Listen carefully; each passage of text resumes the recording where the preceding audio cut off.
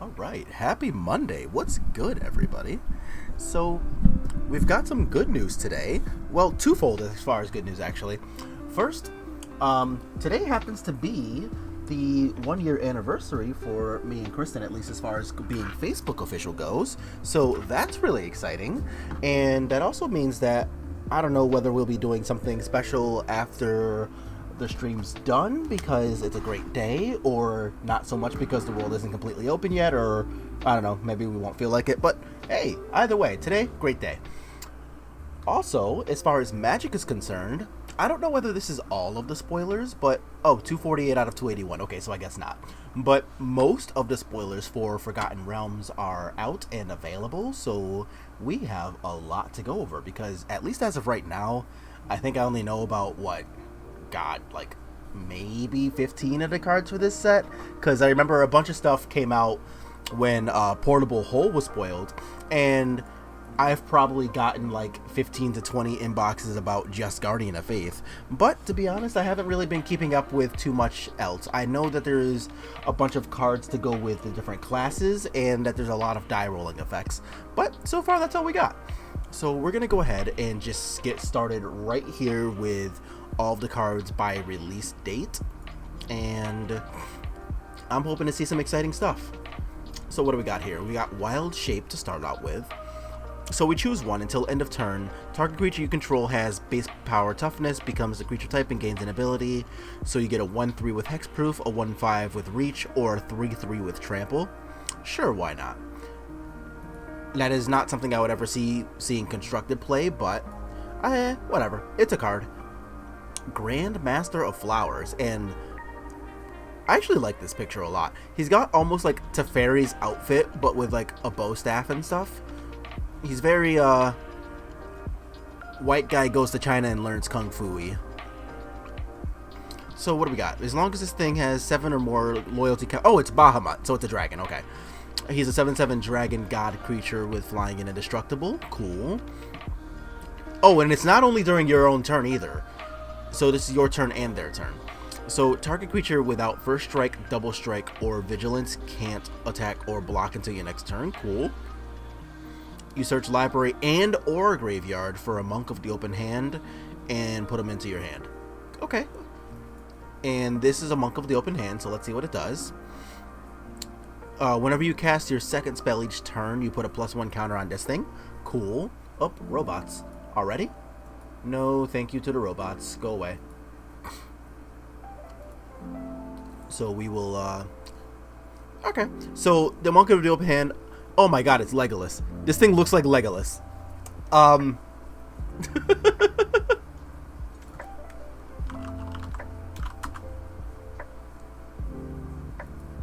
That's the same person.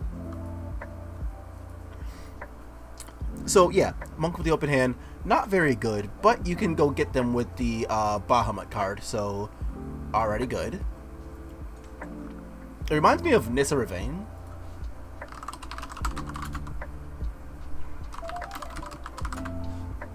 Where she would just go and you search for the Nissa's Chosen, and Nissa's Chosen was just like a vanilla 2/3. I love the name of the Planeswalker. Yeah, Grandmaster of Flowers. It's pretty sweet. So yeah, I don't know, it's very cool looking. The name is nice. The cost is not even that bad for what it does. It protects itself and then becomes a 7/7 dragon, which is pretty sweet. And the fact that it's not only a creature on your turn like the Gideons are is even better. So I think I just like this thing. Cold Breath, and you freeze something. Why isn't freeze a keyword yet? Whatever. White Dragon, a thing that exists. Got it.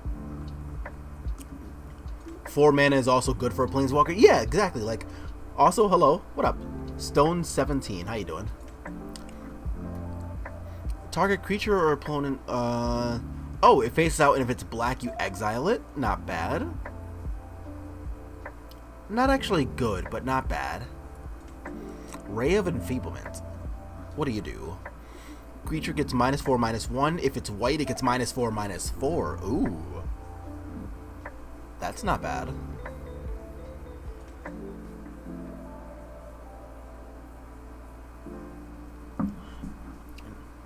decent draft card, the white one. Oh, you mean the white dragon? Yeah. Like a 4/4 flyer for 6 is already pretty good as far as rates go. But then you get to free something too. So this thing for an uncommon as a draft card, not bad for sure. Like I would play that in draft. Even though this Ray of Enfeeblement exists, I would still choose to play White Dragon. That card seems really powerful. Yeah, like, the Ray of Enfeeblement seems pretty good. What do you do? Sack an artifact, gets +2/+0. Oh, this is just like a really bad ATOG. Like, you would never choose to play this over just ATOG. Even with First Strike. Like...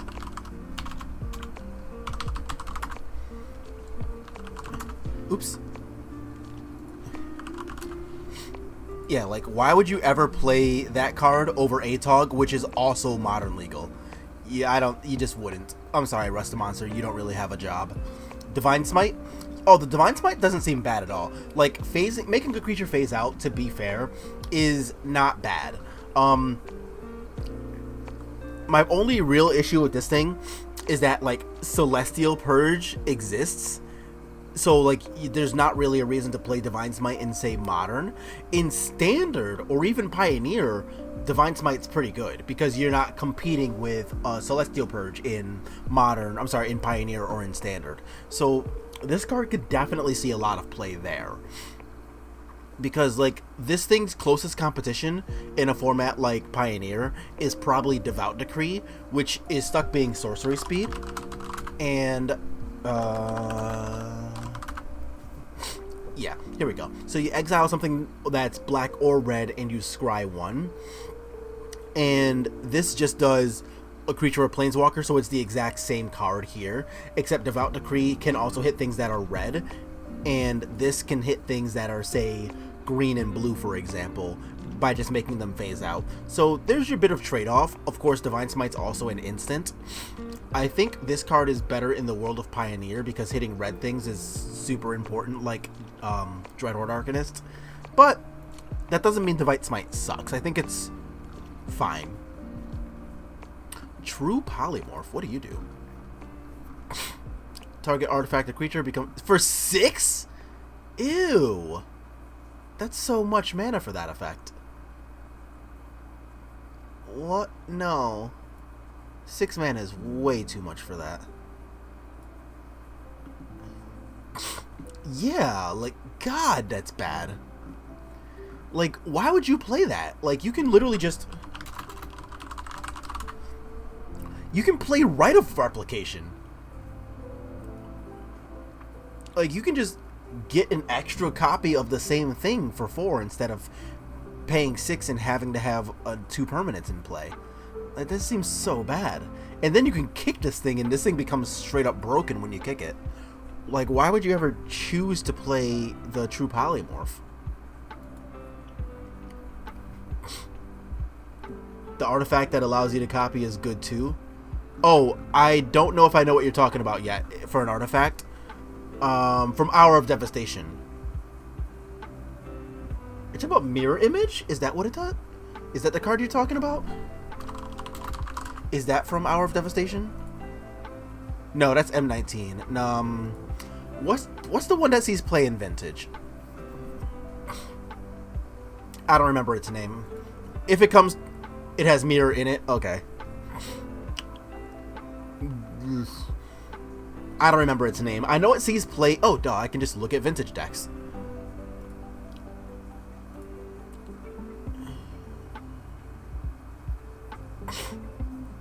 That's insane, but that's not the card we're talking about.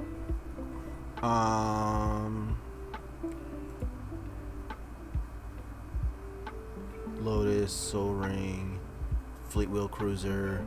This list isn't playing it. I know the card you're talking about, which is why I'm still looking for it. It's blanking really hard. Non-basic land playing Ravager Shops. Go figure. Okay, so it looks like Nettlecyst in these decks seems really good. Oh well. I can't think of it, so I'm kind of over it for now. But I'm aware that the card that you're talking about is a thing. Mirage Mirror, or Mirage Mirror. Okay, thank you. Yeah, the thing. Yeah, okay. This is it. So yes, this card seen play in Vintage before, which is why I know that it existed. But yeah, like you can just play this for 3 and then do whatever you want later on for 2, and it instead of having to do the 6 mana True Polymorph, that's just much worse. So like this card is a thing that exists. Rite of Replication exists. Why would you play True Polymorph? And my answer for now is that you just wouldn't. Skeletal Swarming, huh? So we've got 5 mana. Each skeleton you control has Trample, has Self-Taunt, gets +X/+0, where X is the number of other skeletons you control. Cool. Beginning of your end step, you create a 1/1 tapped skeleton, but if you have Morbid, you get 2 instead. Sure, why not? This thing is probably an absolute baller in Limited. I don't think this card would really end up seeing too much constructed play. Like in Black and Green, you just have better end game stuff, but this card doesn't suck. Skeletal Swarming is where we left off, and I don't read Chinese, so Issarak, Lord of Undeath. So when this thing enters the battlefield, if you didn't complete Tomb of Annihilation, you return this thing to your hand and enter into the dungeon. When this thing attacks for each opponent, you create a 2/2 black zombie unless they sack a creature. Oh, cool. So here's a really big payoff for having completed a dungeon. And I don't remember, I know that there's at least 3 dungeons spoiled, and I did go over them, but I don't remember what any of them do. Tomb of Annihilation, I assume, is the one that makes the 4/4 Death Touch whatever, but we can find that out later. As is, obviously this card's a great payoff. 3 mana, 5/5. When it attacks, you get tokens. This thing's clearly really good. Also, for anybody who watches anime, this thing looks like Baragon from Bleach.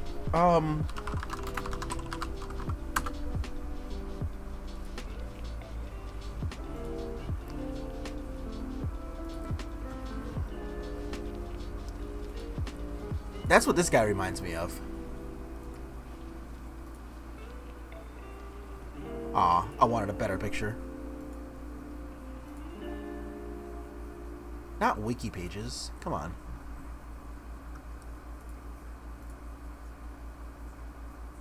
Oh my god, yet another wiki page. How many wiki pages for Bleach are there?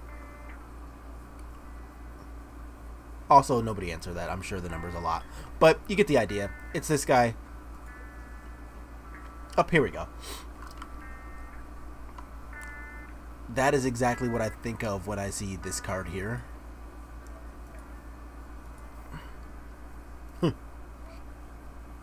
Whatever, I'm sure somebody will end up doing that altar within the first week of this card being released.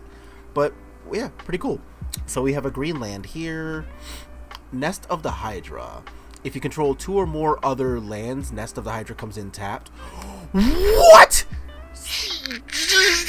This thing's insane!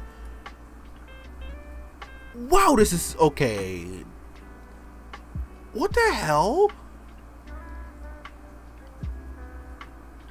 Okay, so it's just like Seachrome Coast, where if it is one of your first 3 lands, it comes in untapped. It adds a green, which is fine. And this thing becomes an XX green Hydra that is still a land. X can't be 0. And you get to just choose what X is? That's so good. Like, you tap this in 1 land, just being a 1/1 random beater is fine. But later on, if you're handless, you can still, like, if you're Hellbent, you can just tap 7 mana and have this thing be a 6/6. This thing is so freaking good.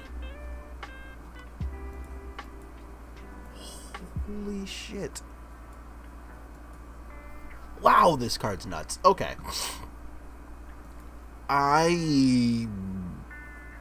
God.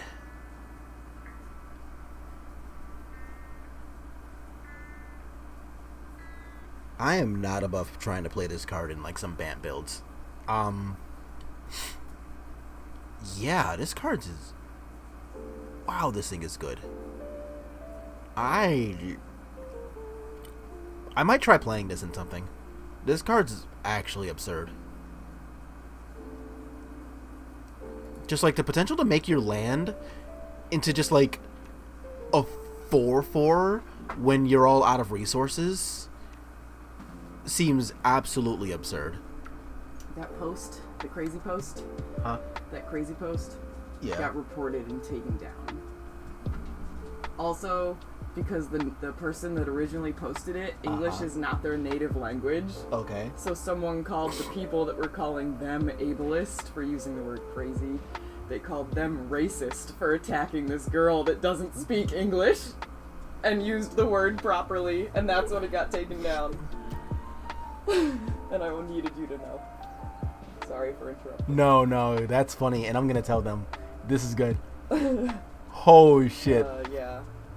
And the post got taken down. The post got taken down, the whole thing. Yeah. So Did you get a Facebook warning? No. Okay. No. I guess that's good at least. Comment, sure. so. I mean, it was in like a group, so like a moderator did it. So. Oh, okay. I was gonna say I've definitely been banned for a comment before. I didn't say anything. Oh. I posted that one that I showed you, and then you just left. Oh, and I you just went back now out. to read all the other people yelling at me, and then it was gone, and I couldn't read it anymore. Nice. So. Okay, so this is cray. Oh, sorry. You know the look I'm giving you right now. So this was a whole thing this morning, right? So what happened there is that somebody who apparently doesn't even speak English as their first language, which makes this even more hilarious, they posted that something for a scavenger hunt. It was the Gish scavenger hunt that Mishra, wow, magic card. Misha. I'm looking at magic cards. What do you want from me? Mishra's a magic card. So Misha, the person who plays Castiel on Supernatural, hosts a huge scavenger hunt all the time. Hey, what up, Fluffy Death? Thank you for the sub. How you doing? So take my prime. Yes, please and thank you. Yeah, so he posts this thing for Gish. It's a big scavenger hunt that they do every year, and somebody put up a whole post that's like, hey, if you see me running around in costume having fun and being crazy, don't mind me. And said running around like crazy. Oh, running around like crazy. Which sorry. Is literally. Which sure. Thing people say. Like, but apparently English isn't even their first language. But what happened was a bunch of people in the comments decided to see on Facebook, back to Games Done Quick. All right, cool. Have fun. Games Done Quick is freaking lit, which is why I know what that stands for. So have all of the fun. Hello, sir. How's it going? Doing great. We're checking out spoilers. Today happens to be Kristen's and my, Facebook official 1-year anniversary. Today is a great day. Hooray for like a decade, though. Yeah. That's what said Facebook official. Yeah. So a bunch of people jump down this person's throat for using the word crazy in a sentence because it could be derogatory. Again, we're going to have the conversation where everything is offensive when you speak to Americans. And if you are using the word crazy in a sentence to describe a person, apparently you are calling them mentally ill or mentally disabled and using that in a derogatory fashion, which realistically nobody has used the word crazy to actually describe someone with a mental illness in probably my entire lifetime, unless you go with exactly the example of some guy talking about his ex-girlfriend is oh my god, she acted so crazy, or Britney Spears, which, but that's a whole thing. I'm not even gonna go on that today. Ugh. Kristen brought up the example of Britney Spears. That was super derogatory.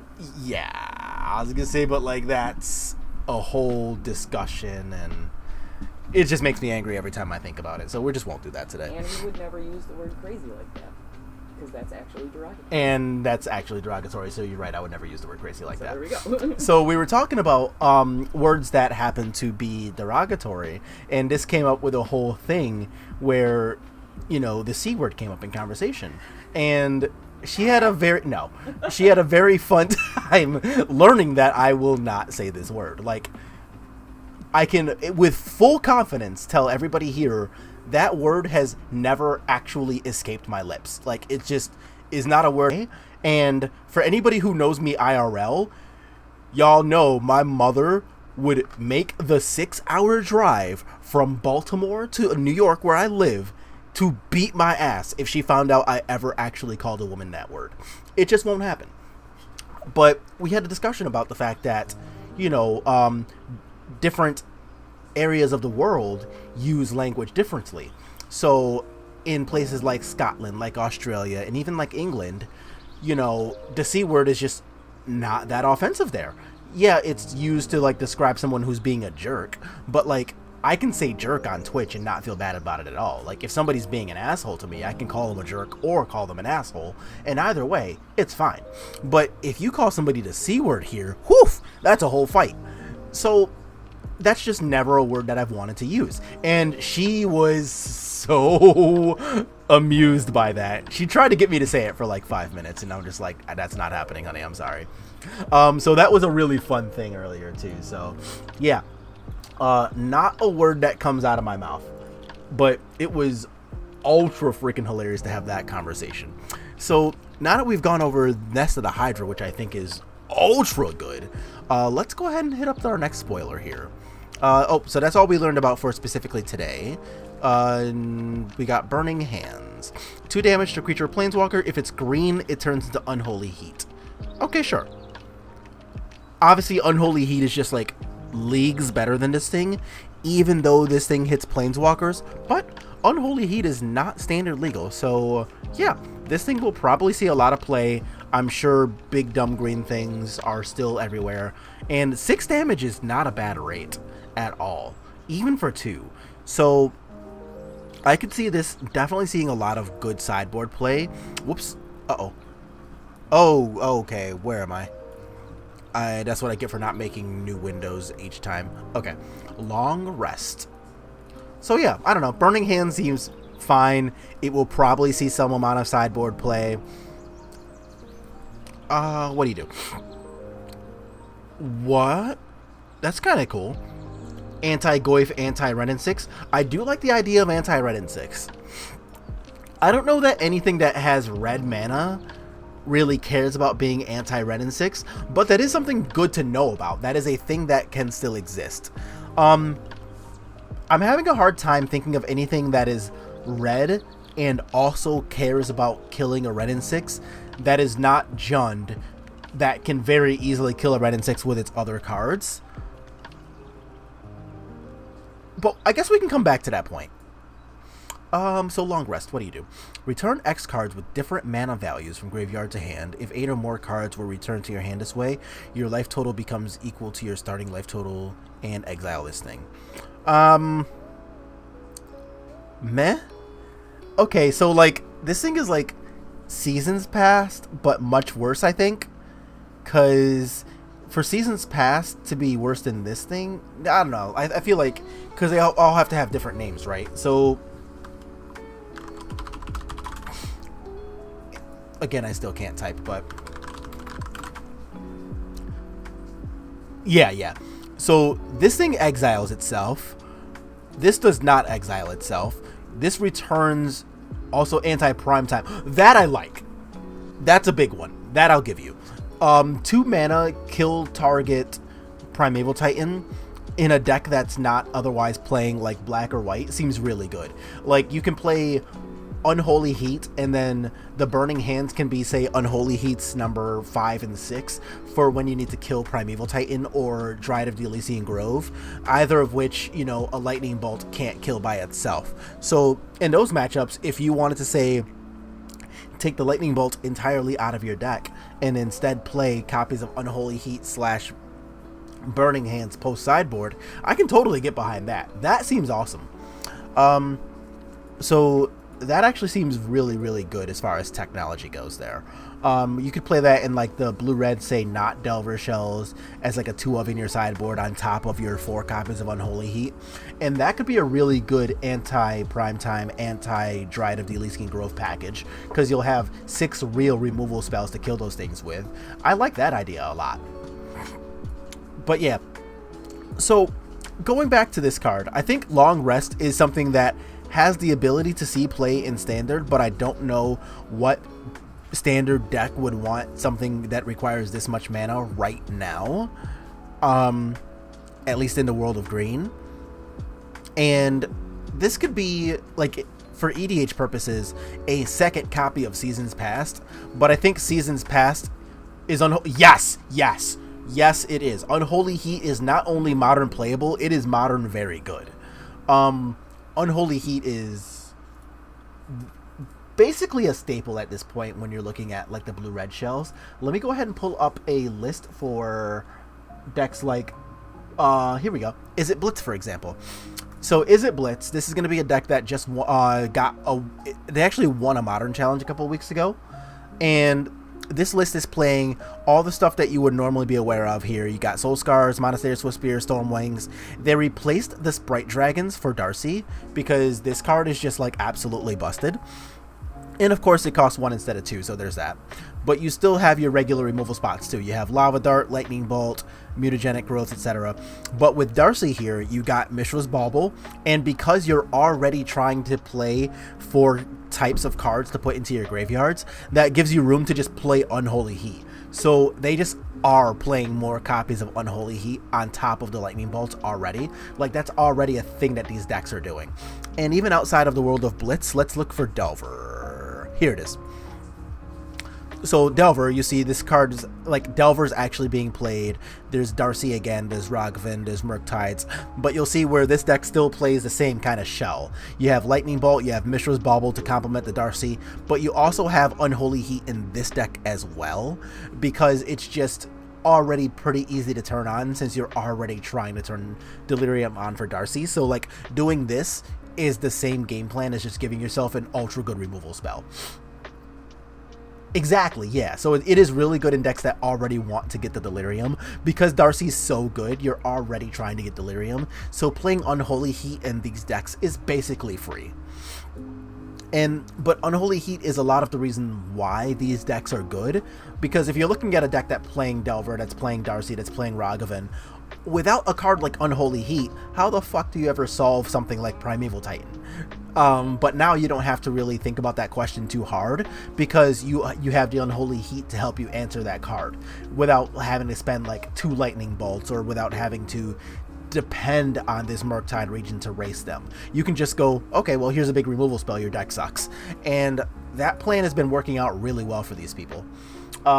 So yeah, the card's been really good in a lot of these blue-red shells because, like you said, they already want to get Delirium, so it's just a good plan on top of a good plan.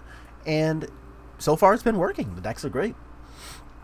So yeah, so I think this thing is a worse Seasons Past, but in a format like EDH, you'd probably just play both. Sudden Insight. What do you do? You cost 6, you're an instant. I hate the red-blue decks. Too many paths in my area. Oh, okay, yeah. So a lot of people are playing Path to Exile where you are. I guess that makes sense then, because like if you're playing against a lot of like blue-white control and stuff like that, that's still playing Path to Exiles, then yeah, Murktide Region's not as good. Yeah, I don't know. Oh, my area too? Oh, okay. To be honest, I have no desire to play Magic IRL, so I just like don't know what people are really playing here. Oh, hey! You know what? Matter of fact, I actually kind of thought that's who you were a couple weeks ago. I know that you took down your Facebook, but I'm going to whisper you my phone number on Twitch while I have your attention. Because I was actually like looking for you a couple of weeks ago, and I don't have your... And it was the film about mourning. What? I feel Oh, like... I opened up a new Twitch window. That's why that happened. All right.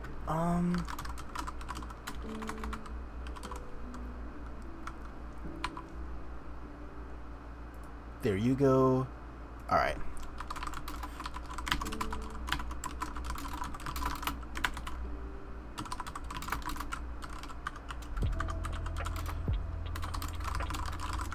Okay, there.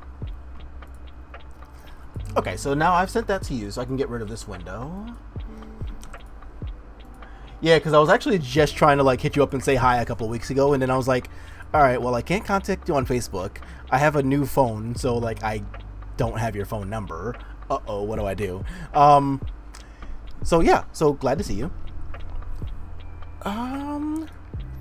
But yeah, there are a lot of Path to Exiles in like the blue-white decks. If people are still playing Path to Exile in, I don't know, Esper Control maybe. But honestly, I just haven't really had much desire to play Magic around like just locals often anyway, so I just have no idea what people are playing here really. How is Spirits doing in the current Modern meta right now? Honestly, kind of medium. Like, the deck is fine, but it really depends on what you are playing against. Like, if you're playing against a lot of what's online, then honestly, like, it's not great, because like we don't necessarily enjoy seeing the Primeval Titan decks, we don't enjoy seeing the Blitz decks, but everything else here is something that we at least have a decent plan for. Like, the black-red mid-range deck doesn't actually beat us because we have all the Rattle Chains effects to protect ourselves from their hyper-efficient removal, so like we're good there. We're playing a blue-white deck, so we can play all the artifact hate we want to solve the Urza's decks, the Orzhov Stoneblade decks. Honestly, these decks are pretty decent against us, but again, we have lots of good ways to make sure that like Stoneforge Mystic herself isn't super relevant, and a lot of the removal minus Kaya's Guile is also not that great against us. We even have Shacklegeist to outpace things like Cauldron Complete. Both of these decks fold hard to either a single Mausoleum Wanderer or a Spell Queller on their key spell or a Chalice of the Void on 0. We treat these two decks almost the exact same, and we beat both of them, which is really nice. This is the same as this. Enchantress is actually not that bad for us because we can play things like Skyclave Apparition to get rid of their like Sterling Grove. That way they don't never get like Solitary Confinement and the ability to protect it. It is annoying if they start to get their draw card engines online, but honestly, that's any deck playing against Enchantress. Excuse me. But we can also, if we really care about specifically Enchantress, we can spec into things like Fragmentize. We can spec into whatever the 2-drop is or 3-drop is that kills all the enchantments. Like, there's a lot of options. There's Patrician Scorn, there's Tempest of Light, there's Fragmentize. Shit, you can even play Phantasmal Image copying Skyclave Apparition. There's a lot of stuff you can do about Enchantress. Hammer Time, we're already playing Chalice of the Void, so like, against this deck, you can just solve their first problem that they present to you. Like, you know, you solve the first copy of Colossus Hammer, and then you can follow it up with like a Chalice on 1, and Hammer Time just really hates that. We do hate this deck, and the rest of these are all at least decent matchups. The Delver matchup is a little better for us than the Blitz matchup is because this deck doesn't play Lava Dart, but the Blitz deck, of course, does play Lava Dart, so we just straight up hate this one. And that's really Modern in a nutshell. We don't necessarily like seeing the 2 out of the best 3 decks, but most of the other decks we're still pretty good against, which is usually where Spirits lives anyway. So you can totally win with Spirits, but it's kind of difficult. So what do you do? 6 mana instant. Draw a card for each different mana value among non-land cards in your graveyard. Oh, so you don't even get the free 0? Ew. So what is this a lot of the time? Like 6 mana, instant speed, draw 3, maybe 4? That seems poor. Wait a minute. Mana value. Oh, no, that's different from converted mana cost. So does this count like 1 and a red differently from 1 and a blue? I wonder if that's how this card works. Let's look up mana value MCG, because if that counts differently, then I can see this thing being no, damn it, never mind, that is not how that works. So specifically, mana value is the total amount of mana in a mana cost regardless of color. Alright, never mind, card's bad. So 1 in a red is the exact same as 1 in a blue, which is the exact same as double blue for counterspell. So this card doesn't really do anything, which kind of sucks. And you don't even get the free 0 for lands because it says non-land cards. So yeah, sorry card, I tried. Rally Maneuver. 2 and a white instant. Target creature gets +2/+0, gets first strike. Another creature, oh no, yeah, up to 1 other target creature gets +0/+2 and gets lifelink. Meh. Honestly, for 3 mana, why would you not be able to give the same creature the texts? Like, I don't know. This card is like, it's gonna see play in limited because it's not a bad combat trick, but like, I wouldn't even be that happy about getting this because it's not like a super good one. It's just fine. I don't know. 3 mana is a lot. A little sad about that. Spoils of the Hunt. What do you do? 2 and a green, instant speed. Target creature you control gets +1/+0 for each mana from a treasure that was spent to cast a spell. And then that creature deals damage equal to a power. Okay, so you can give a bunch of power, up to 3 power, and then bite something? Sure. It is an instant, which is nice. 2 double red. Discard a card. You get 2 cards and create 2 treasures. Oh! Oh, this one's an instant, though.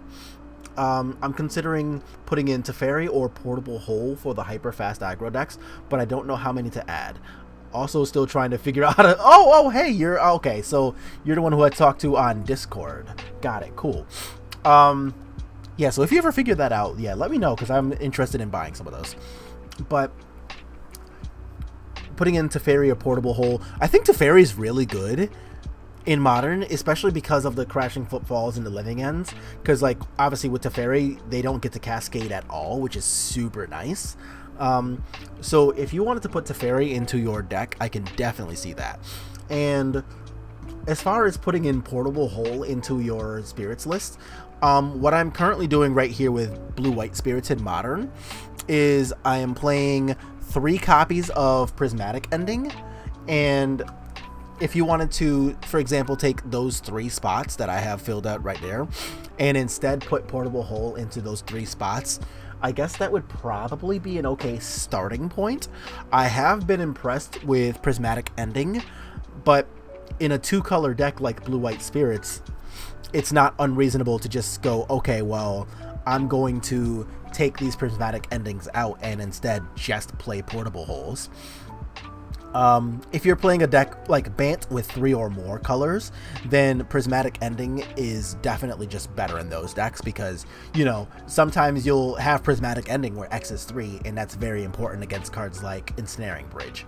But if you're only playing a 2-color deck where Prismatic Ending generally can't get to 3 anyway, then Portable Hole is probably going to be the better card. The only real thing that you want to take note of, though, if you're playing Portable Hole instead of Prismatic Ending, is that a lot of the times you'll still want to cast Chalice of the Void on 1 against decks like Prowess. And when you have a Chalice of the Void on 1, Portable Hole is turned off, but yes. So I'll come to that in a second. So when you have your Prismatic Ending and a Chalice of the Void at the same time, if you want to get rid of a 1-drop, you can just pay 2 different color mana. Because Prismatic Ending is X or less. So you can just choose to pay 2 for Prismatic Ending to get rid of the 1-drop, which is still a way to have both Chalice of the Void and Prismatic Ending as a plan against the aggro decks.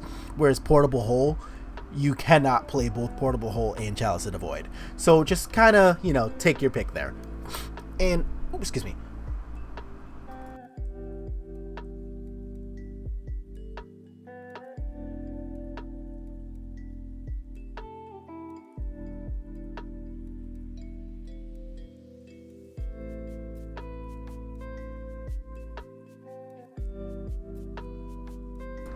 Okay, now that I'm done dying. So yeah, so don't most Blue-White Spirits lists play some green... Thank you. Play some green Horizon lands so that you can sometimes still get a Prismatic Ending on 3 anyways? Sometimes, yes. So a lot of lists will play something like Horizon Canopy or Sunbaked Canyon or something like that. And you can very technically get a Prismatic Ending on 3 in regular Blue-White Spirits. And for optimization purposes, somebody actually pointed this out the other week, and honestly, it's just correct.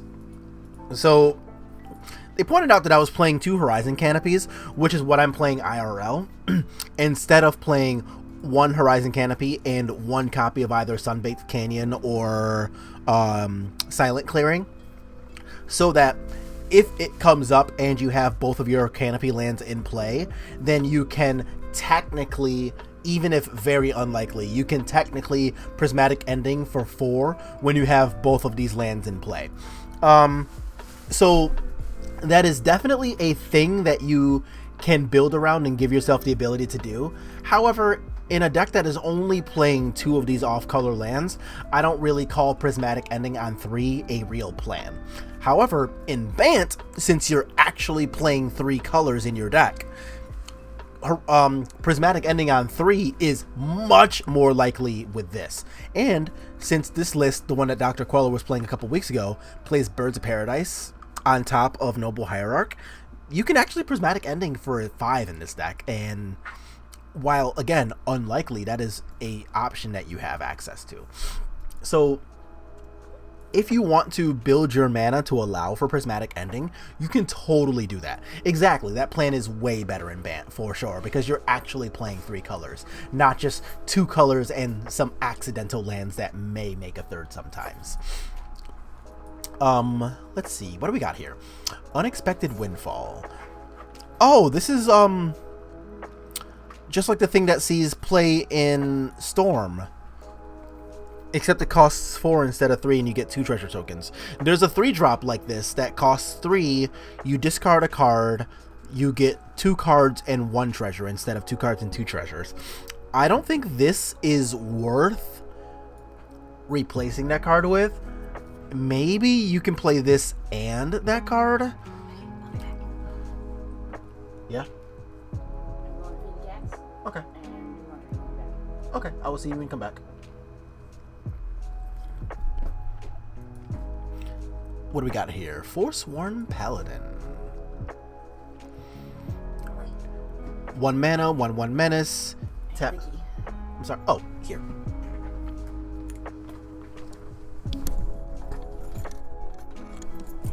Yep.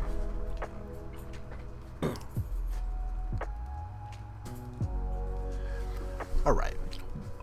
So, pay 2, tap, pay a life, you get a treasure. Already playable. 3 mana, +2/+0. If mana from a treasure was spent to activate, it also gets Death Touch. Meh. I can see this seeing play in something, I just don't know what actually wants this. To be determined. I don't think this card sucks, but I don't think this card is there. I think this card is just on the just unplayable. Huh. Upsetting. Potion of Healing. 2 mana artifact, enters the battlefield, draw a card, sacrifice this thing, and you gain 3 life. Oh, so it's like Revitalize, but you can Yori on it. Okay, sure. Meh. Okay, so yeah, so it's another egg for like the Yori index. But you have the upside of being able to gain 3 life when you don't have the privilege of getting to Yorion. So if you wanted to play this in like one of those Doom Foretold decks, that could be pretty good. Yeah, that's my entire input. Card's okay. The Demogorgon's Clutches, huh? 3 mana, target opponent discards 2 cards, mills 2 cards, and loses 2 life. Sure. So to keep making these Mind Rots just a little better and better each time, until eventually someone will actually want to play these effects. I do know that the one that says opponent discards 2 cards and they exile their graveyard, that one's actually good. But I don't think any of the rest of these effects are actually going to see play basically ever, so I don't know. Just insert Mind Rot here. Vampire Spawn. Each opponent loses 2 life and you gain 2 life. 3 mana, 2/3. Sure, why not? It's a card that exists.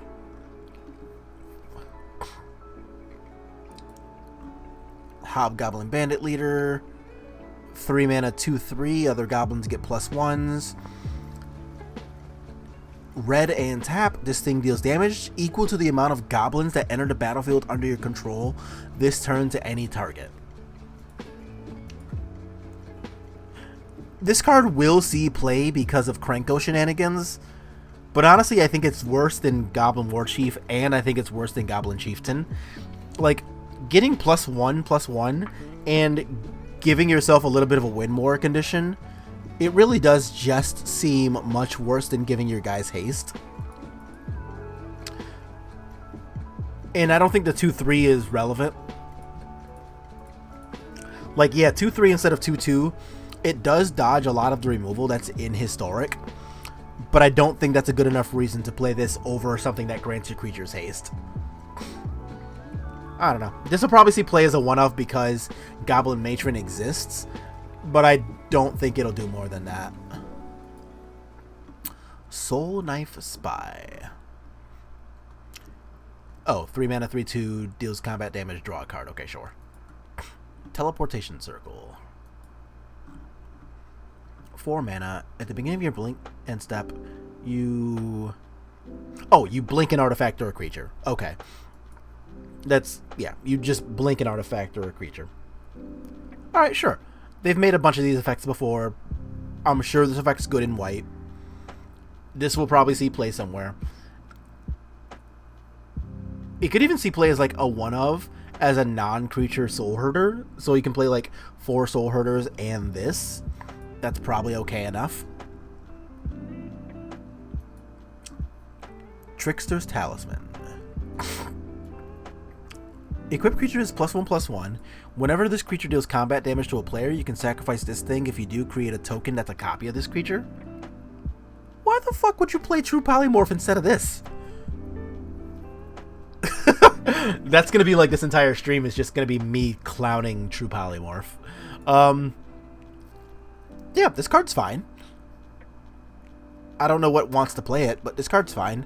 Like, honestly, knowing me, I would probably try to find a way to, like, put 1 or 2 of these, like, in mono blue spirits. It won't be good, but I can see myself trying it. Hey, Poncho, how you doing? Oh, so I have seen Guardian of Faith, but we have not gotten there today, and I have not, I guess, gone over too many public thoughts, so that is still to come. But I have seen the card before, so I do know what you're talking about. So no, you have not missed it yet. Reaper's Talisman. Okay, so whenever equipped creature attacks, it gets Death Touch. When it deals, when it attacks alone, defender loses 2 and you gain 2. Oh, that's not bad. So you get the Draining Gain. You don't sacrifice this thing, unlike the blue one, and you get Death Touch. This card seems actually pretty decent. Like, I can see this legitimately seeing play in, like, I don't know, some kind of mono black aggro deck somewhere.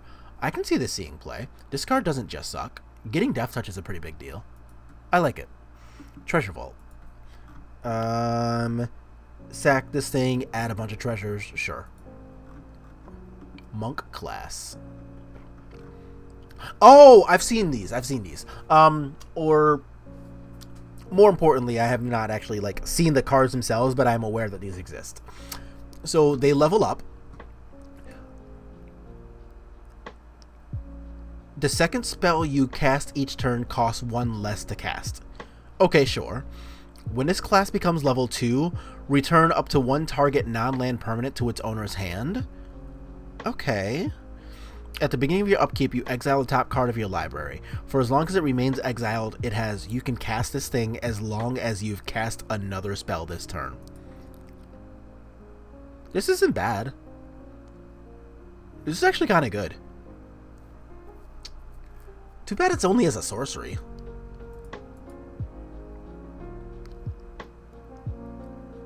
Aw.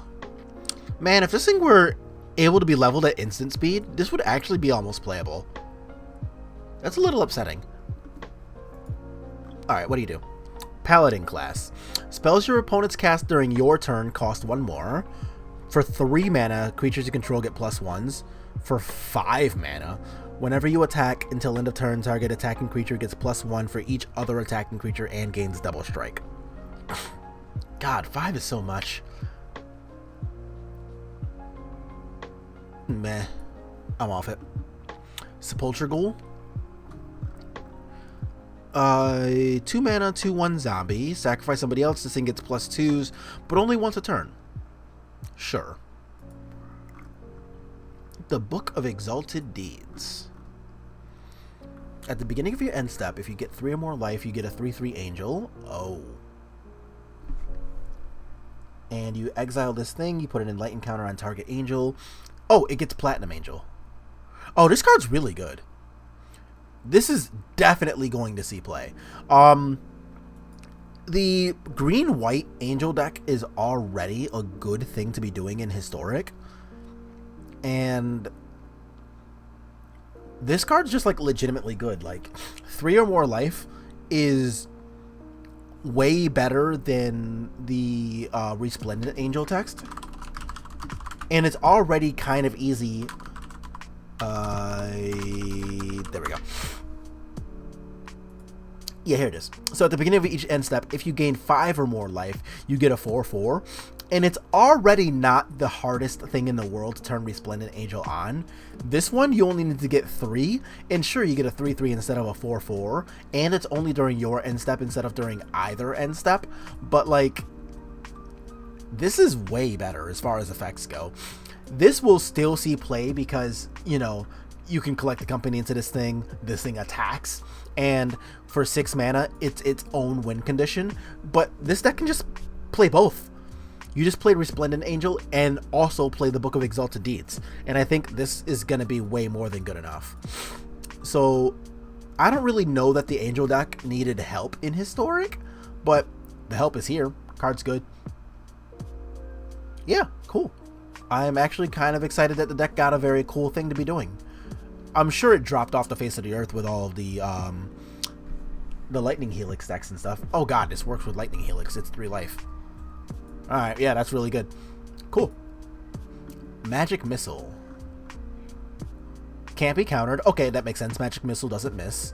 3 damage divided as you choose amongst 1, 2, or 3 targets.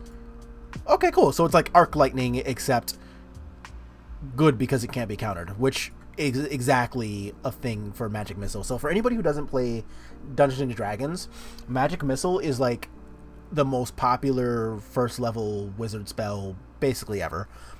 And the cool thing about Magic Missile is that when you cast it, it literally cannot miss. Like, Magic Missile just, it doesn't do much damage, but it also doesn't miss. So that's the benefit of getting to play this. So this is actually really good flavor. I like this a lot. Dire Wolf Prowler. Oh, that's a sweet little sketch picture. I like this a lot.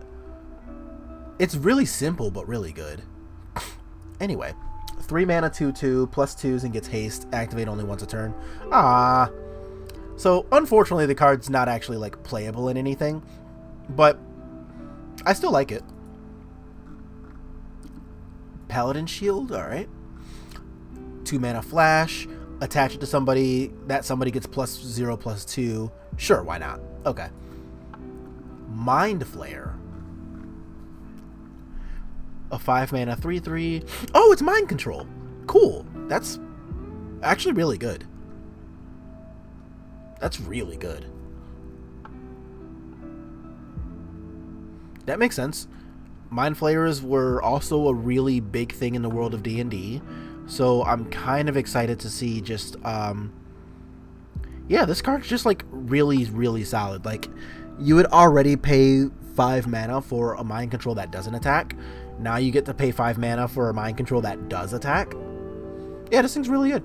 Like, the removal is good enough to make it so that this card isn't even out of control either. It just is a solid magic card. Blue Dragon. 7 mana, 5/5 flyer. Okay. So somebody gets -3, somebody else gets -2, somebody else gets -1. Okay. But you cannot give the same creature -6, -0.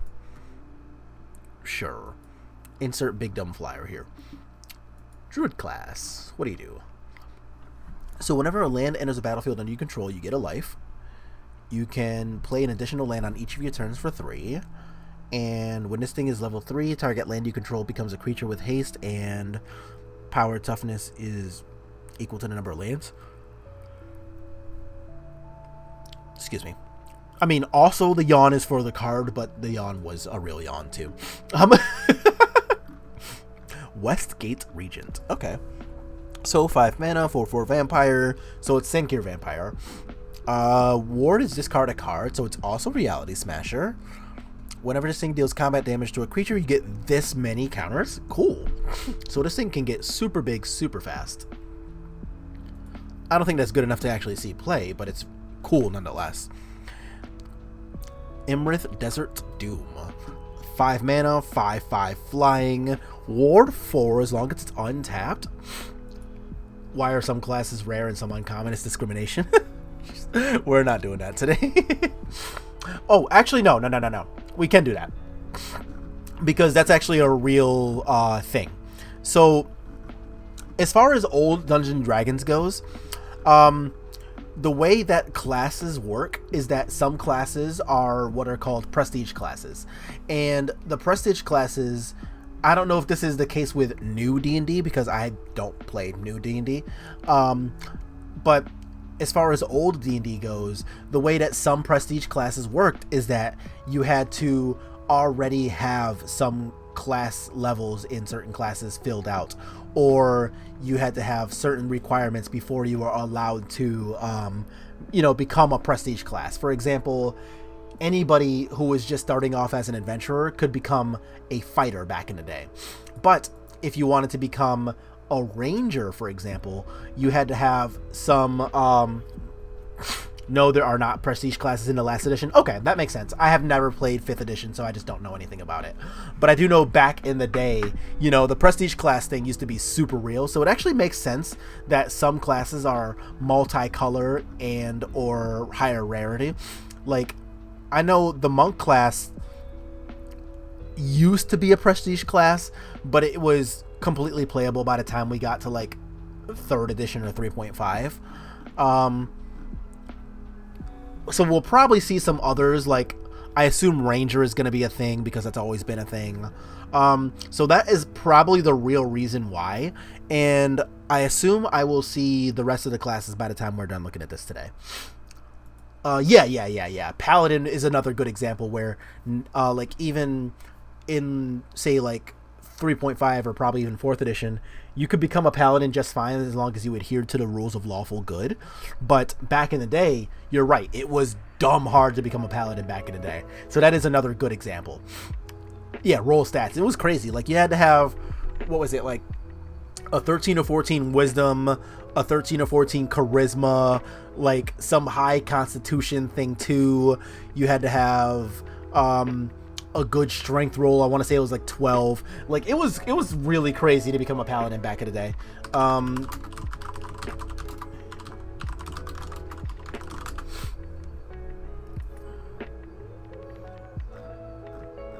No, that's not what I wanted. Where's...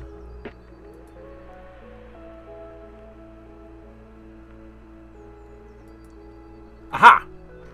Found it. So, here we go. So, Paladin for Dungeons & Dragons 3rd edition. While there are no specific ability score requirements, you're still advised to have high scores. No. Aha!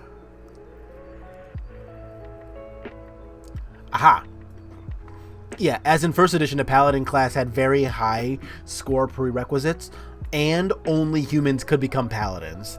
Like, it was super crazy. Oh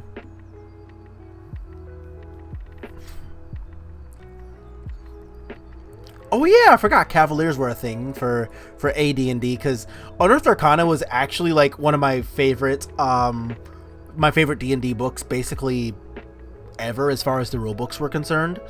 But it was recommended that you had high strength and constitution and charisma and wisdom, and then you had to adhere to like the lawful good code too. So like, you had to be lawful good, you had to never do anything evil. You also can't even chill with people who like the paladin can't even like have friends that just do evil shit. So sometimes it was pretty hard to like have a paladin in your party if you also had a rogue, because the paladin had to adhere to their moral code, and like the rogue would just, you know, do sketchy rogue shit. But even if the rogue was like chaotic good, that would still fuck with the paladin's lawful good rules. So the paladin character would have to be like, yo bro, that's not cool, and the rogue would be like, this is literally my job, what do you mean? So yeah, being a paladin back in the day was like OD hard. And all of this is going to be stuff that I don't really know anything about. But yeah, prestige classes. So Desert Doom. We've got a flyer, ward 4 as long as it's untapped. And when this thing deals combat damage, draw a card. Then if you have fewer than 3 cards, draw cards equal to the difference. Cool. I like this card. This card's sweet. Yeah, I don't know. That's all I got. This card's sweet. Silver Raven. I almost read that as Sliver Raven, but it's silver. Blah blah scry 1. Okay, sure. So it's Fairy Seer except an artifact instead of a fairy. Split the party. For 5 mana, choose target player, return half the creatures they return to their controller's hand. Ew.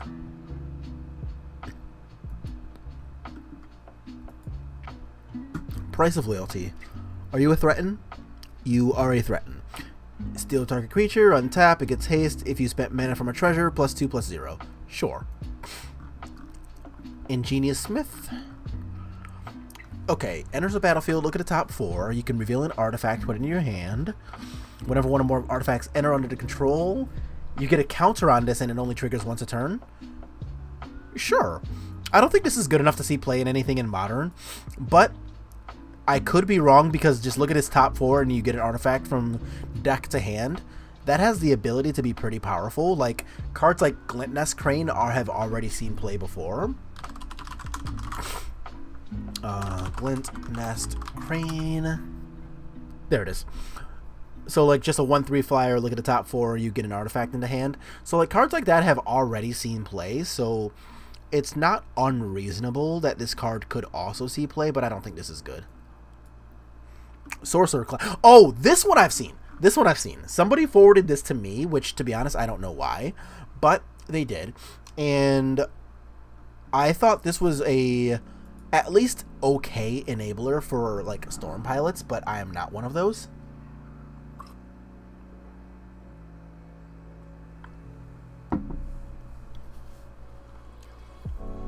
So this thing, you immediately cast Faithless Looting, which is already good enough.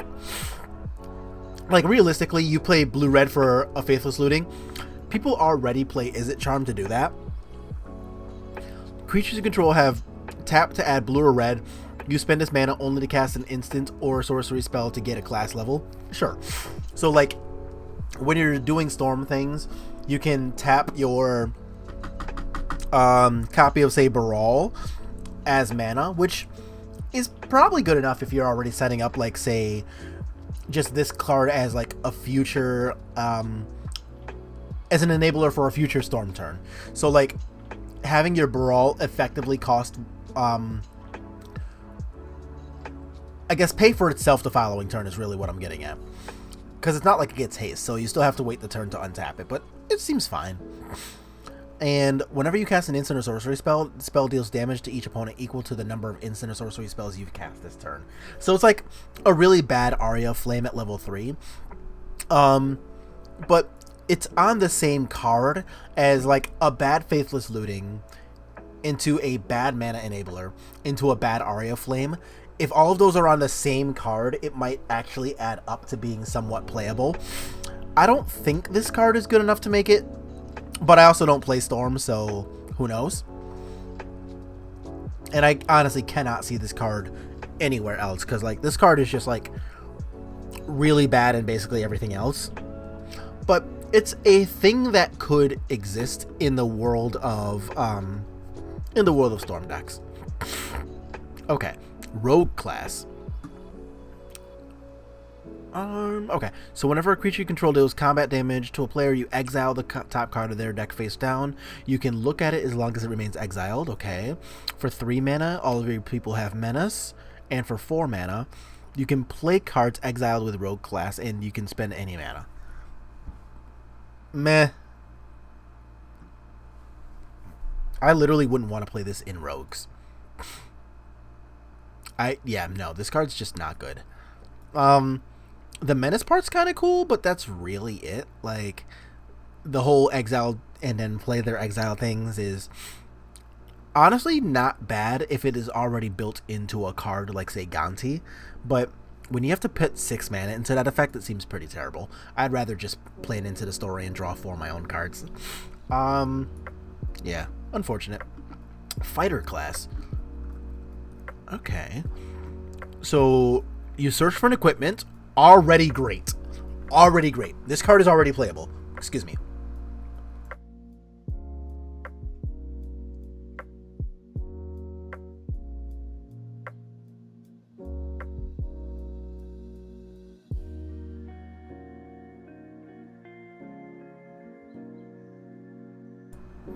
Okay, so decks like Hammer Time are already in the market for search effects. I don't care about the other 2 effects. This card is already playable because of level 1. We're going to read the other 2, but this card's already fine. Equip abilities you activate cost 2 less, which is pretty good too, because now Shadow Spear is 0 to activate. And then, oh, it's got lore for 5. 5 is a lot. But whenever a creature you control attacks, up to 1 target creature blocks it if able. And that's pretty good too.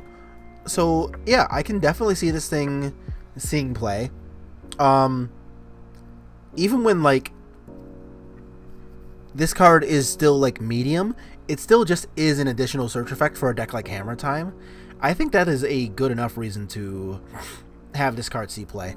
And remember that almost all of the pieces of Hammer Time, including Luris, are actually Pioneer legal too, but they didn't have access to a search effect. So there's no Stoneforge Mystic, there's no Steel Shaper's Gift, but Fighter class might be good enough to at least enable people to try to play that, because all the rest of the deck is legal there. So you have Sigarda's Aid is legal, both Colossus Hammer and Shadow Spear are Pioneer legal. I don't think Pure Steel Paladin is.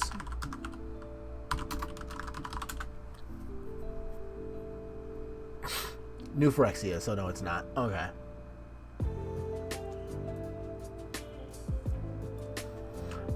No, but Sigarda's Aid is, so that's still something might want to be on the lookout for. I don't know how relevant it's going to be, but it's just something to, I don't know, probably be aware of. Okay, so here's Ranger class. So I did kind of figure this was already going to be one in here. So let's see. So when Ranger class enters a battlefield, you get a 2/2 green wolf. Okay, sure. Whenever you attack, put a +1 counter on target attacking creature for 2. Cool. Look at the top card of your deck at any time. You can cast creature spells from the top for 4. Not terrible. I don't think this card's going to be playable, but coming in with a 2/2 is certainly not the worst of the class cards that we've seen so far. Alright. Wizard class. Wizards. You have no maximum hand size, sure. When it's level 2, you draw 2 cards for 3, sure.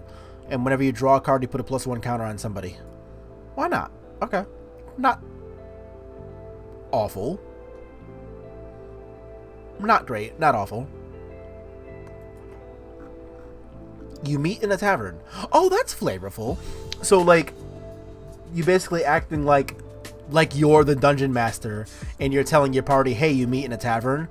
Oh, so you can do one of 2 things. Oh, yeah. Okay, cool. So it's basically like running a campaign. I like that. That's really cool. All right, so you can either form a party, look at the top 5 cards to your deck, reveal creatures. Oh, it's Lead the Stampede. You cast Lead the Stampede. Or you start a brawl, creatures get +2/+2.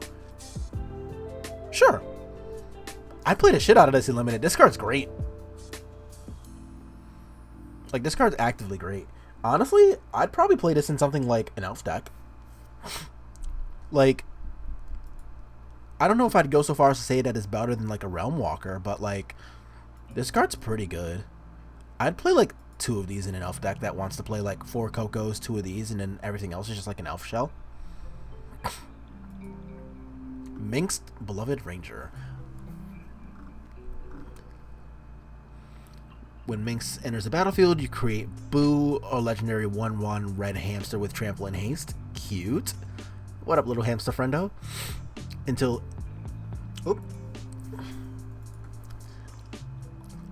end of turn, target creature you control has base power toughness XX and becomes a giant.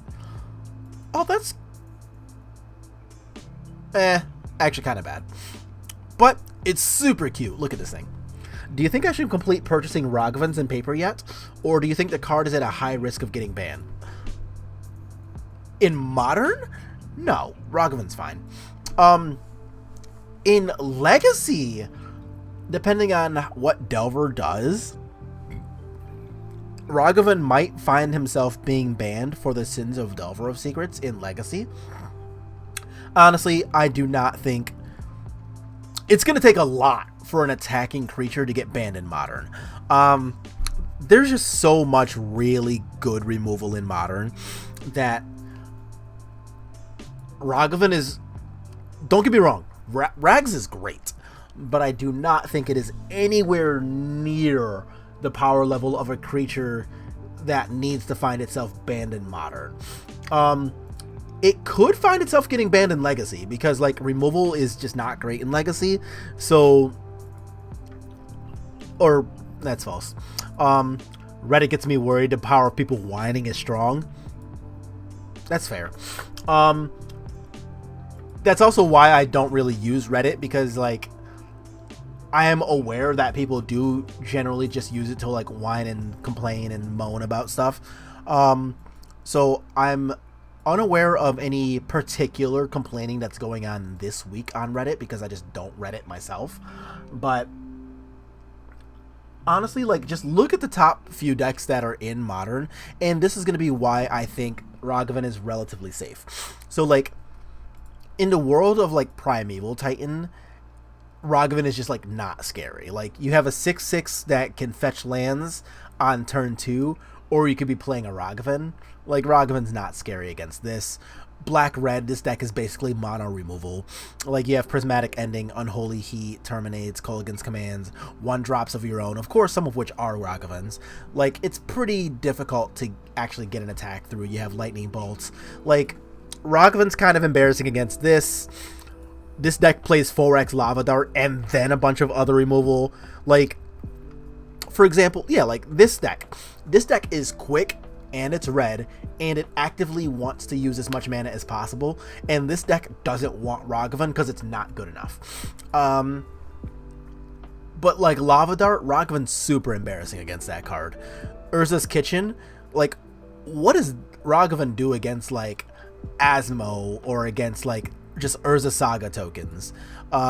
Same thing against, like, Orzhov Stoneblade, which, to be fair, the Mardu versions do sometimes play Rags, but, like, Fatal Push, you get just infinite ways to, like, get rid of things from either the table or their hand. Ragavan's not really scary there. It doesn't scare Rhinos. It definitely doesn't scare Living End. Enchantress really couldn't care less about any creature for the most part, to be honest. There's just a lot of decks that I just do not think give a single fuck about Rags, and most of those are the best decks in the format. So I do think in the world of Modern, yes, people will complain about Rags because, well, they will complain about any card that's at least kind of playable, but I don't think Rags is anywhere near strong enough to get banned in Modern. If we're talking about Legacy, because of the power of Rags on the play in the world of Blue-Red Delver, that is totally something that's possible. So let's pull up Blue-Red Delver in Legacy. So, like, I'm playing a 1 of Rags in this deck, which actually might be wrong. I might actually need to be playing more Rags in this deck. But I'm playing, you know, 4 Delvers, 4 Darcys, 1 copy of Rags. And the ability of Rags in Legacy to go, you know, turn 1 Rags, turn 2 hit you with Rags, exile whatever your card is usually irrelevant, make a treasure token, and then main phase 2, treasure token regular land to expressive iteration and find your wasteland with expressive. That is super strong, and an interaction like that might be good enough as far as reasons to get Rags banned in Legacy because of how good it is within this Delver Shell. But also, this Delver Shell is already just like the best thing to be doing in Legacy basically all the time. So if Rags gets banned here, it'll be banned for this guy's sins. Like, it's not going to be banned only on the power of the interaction I just described. Like, people are already able to play Chalice of the Void on turn 1 and then Wasteland on turn 2. So, like, this by itself is not going to be enough to get it banned. But within the rest of this shell, which is already in the ban discussion, then maybe Rags will find itself banned for that reason.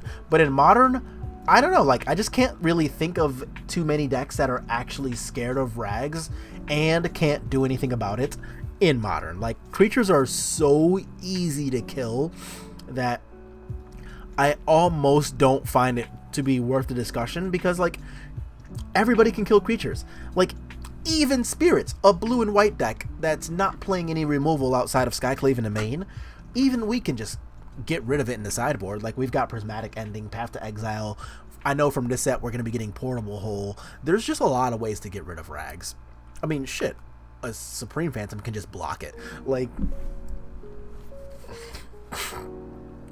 I don't know. So I don't think it's ever going, or no, I'm not, okay, I'll take that back. I don't think it's going to get banned anytime soon in Modern, is, I guess, my final input on Rags. But you are right about people whining. I've seen it on Twitter. I've heard about people whining about everything on Reddit. So it will probably be a thing that people are vocal. But if you're asking for my input, I'm going to say I'm not scared of it being banned.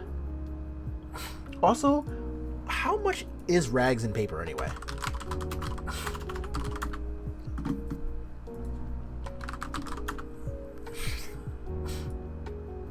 $70? Oh my. Well, that would explain why you're having concerns about that. Okay.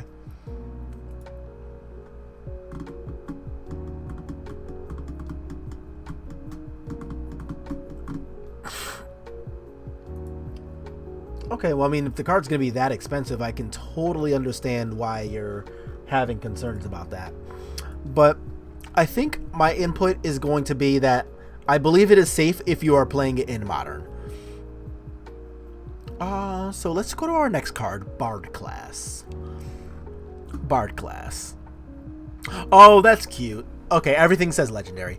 Legendary creatures you control enter the battlefield with additional +1 counters. And that actually makes a lot of sense for Bards, because obviously they're telling legends, they're telling tales.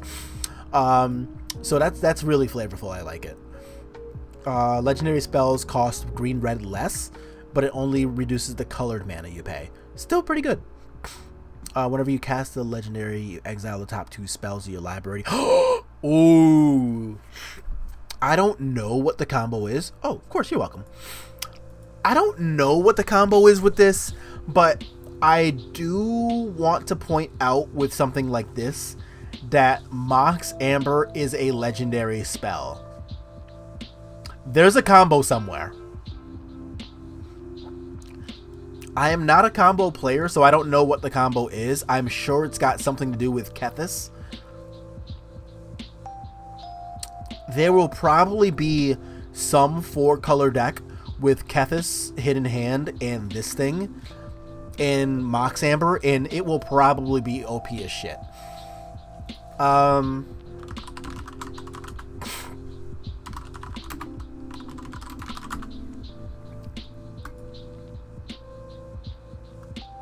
Yeah. There's a combo there somewhere. Because, like, Mox Amber counts towards both things. So, like, you exile 2 legendary cards from your graveyard, you can cast your Mox Amber from your graveyard, and then you also exile the top 2 cards of your library to play both of them this turn. Like, there's gotta be a combo there somewhere. And even though the red doesn't matter at all, having the Bard class here able to affect Kethis' casting cost to just be white-black also seems really good, because this thing's going to make each legendary spell cost green and red and 1 less to cast too. So you get to cast your shit for 3 less when you have level 2 and Kethis out at the same time. There's got to be something there.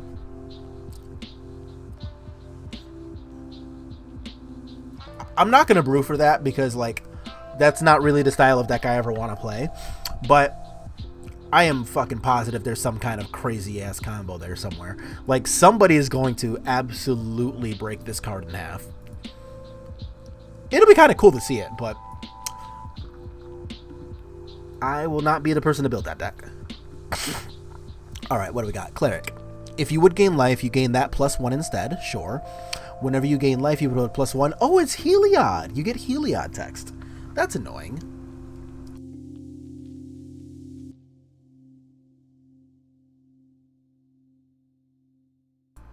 Oh, you know what? I have allergy medicine over here somewhere. Give me a second. I'm actually going to go look for my allergy meds.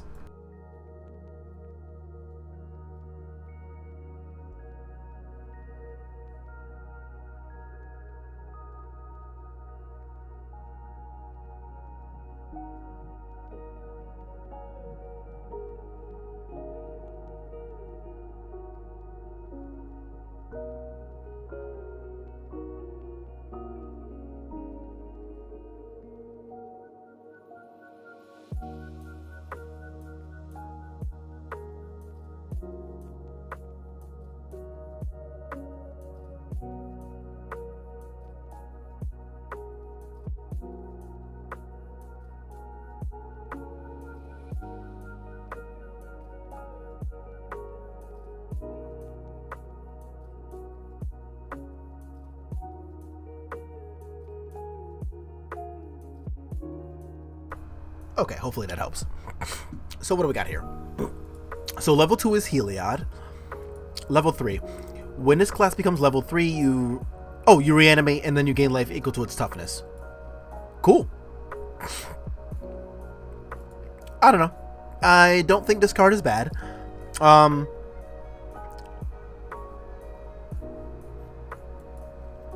It doesn't automatically get you lifelink, so you don't get to just like Heliod Ballista, but you get like the first part of the Heliod text on here, which is probably fine. But at least this card doesn't like give lifelink, which means that you don't get to just go infinite with this thing. This plus a Spike Feeder is still infinite life, which is really annoying though.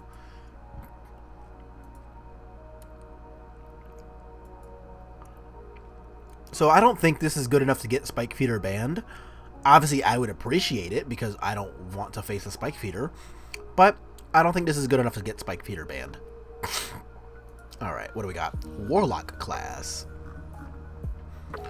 For a black, at the beginning of your instep, if somebody died, each opponent loses a life. Okay.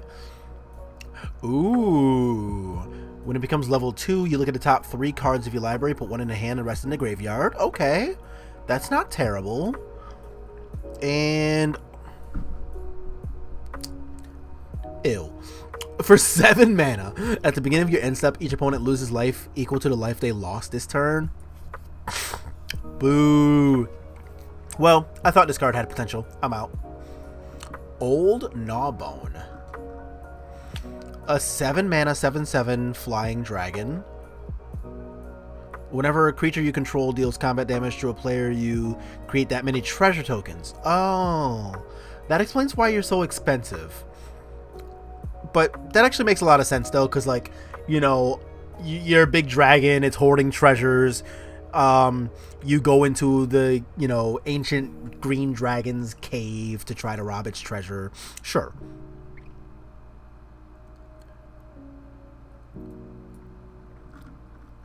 Zorn? Alright, what do you do? Oh, sure. So if you would get treasures, you get treasures plus X. Or, I'm sorry, X plus 1 treasures. Sure. Barbarian class. Oh man. Okay. So I kind of spoiled myself by just reading it really quickly, but I am really, really upset for flavor purposes that the barbarian class didn't just like have a self-tied-in joke about like, I don't know, like not reading words, or the barbarian class should only have had like 4 words of text or whatever, because it used to be canon in Dungeons and Dragons that like barbarians couldn't read. Like that was a real thing that was in like 1st and 2nd editions, like the barbarian class.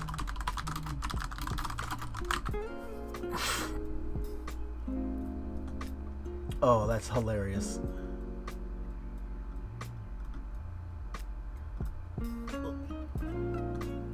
Like I gotta find it and show it to you, because like, yeah, here we go. So just like a couple of really quick search results, right? Like, can a barbarian read? Barbarians are the only characters who do not automatically know how to read and write. And that was just like a thing that was actually in Dungeons and Dragons for a long time. Like, you know, are barbarians illiterate? Minimum required intelligence score to read. My friend's 3.5 edition barbarian wants to learn to read. It's so crazy that like they would even write a class that straight up just doesn't know how to read as a default. Like, it's almost weird to think about, in modern times at least, that, you know, people even can be illiterate, but that's a real thing that happens in a lot of the world still to this day. And yeah, it's just it's weird to think about coming from a very first world place.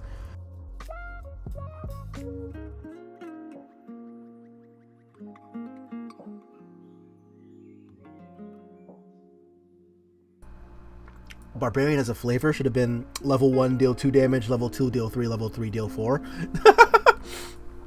No, like all just one instance for balance purposes. Oh, this doesn't feel barbarian-y at all. If you would roll 1 or more dice, you would roll X plus 1 and ignore the lowest roll.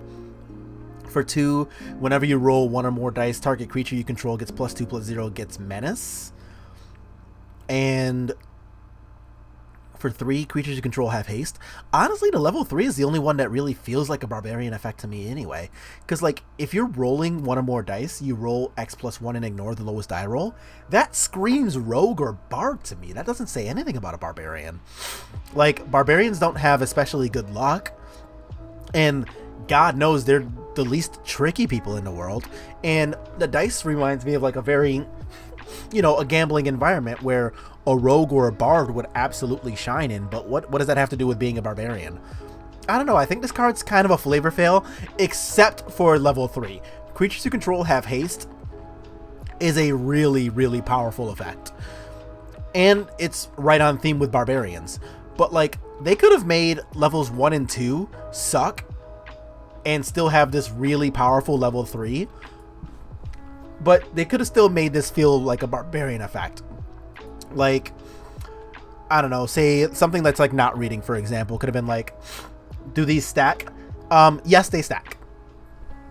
So whenever you level up any of the class cards, you always keep the level 1 effect when you go to level 2, and when you go to level 3, you always keep both effects on top of the level 3.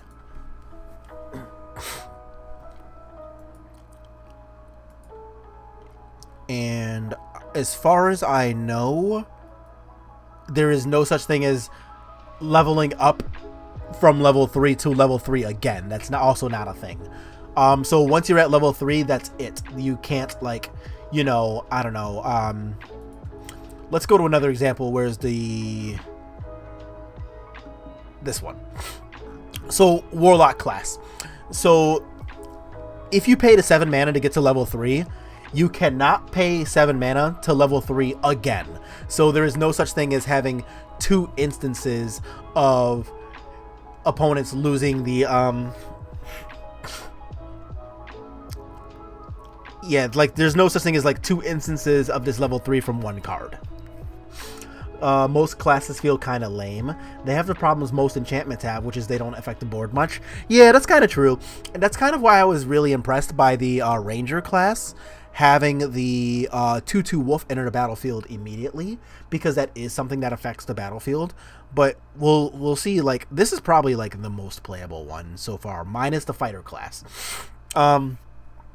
So like fighter class, I think, is great because it goes in an already established deck that wants this very specific search effect.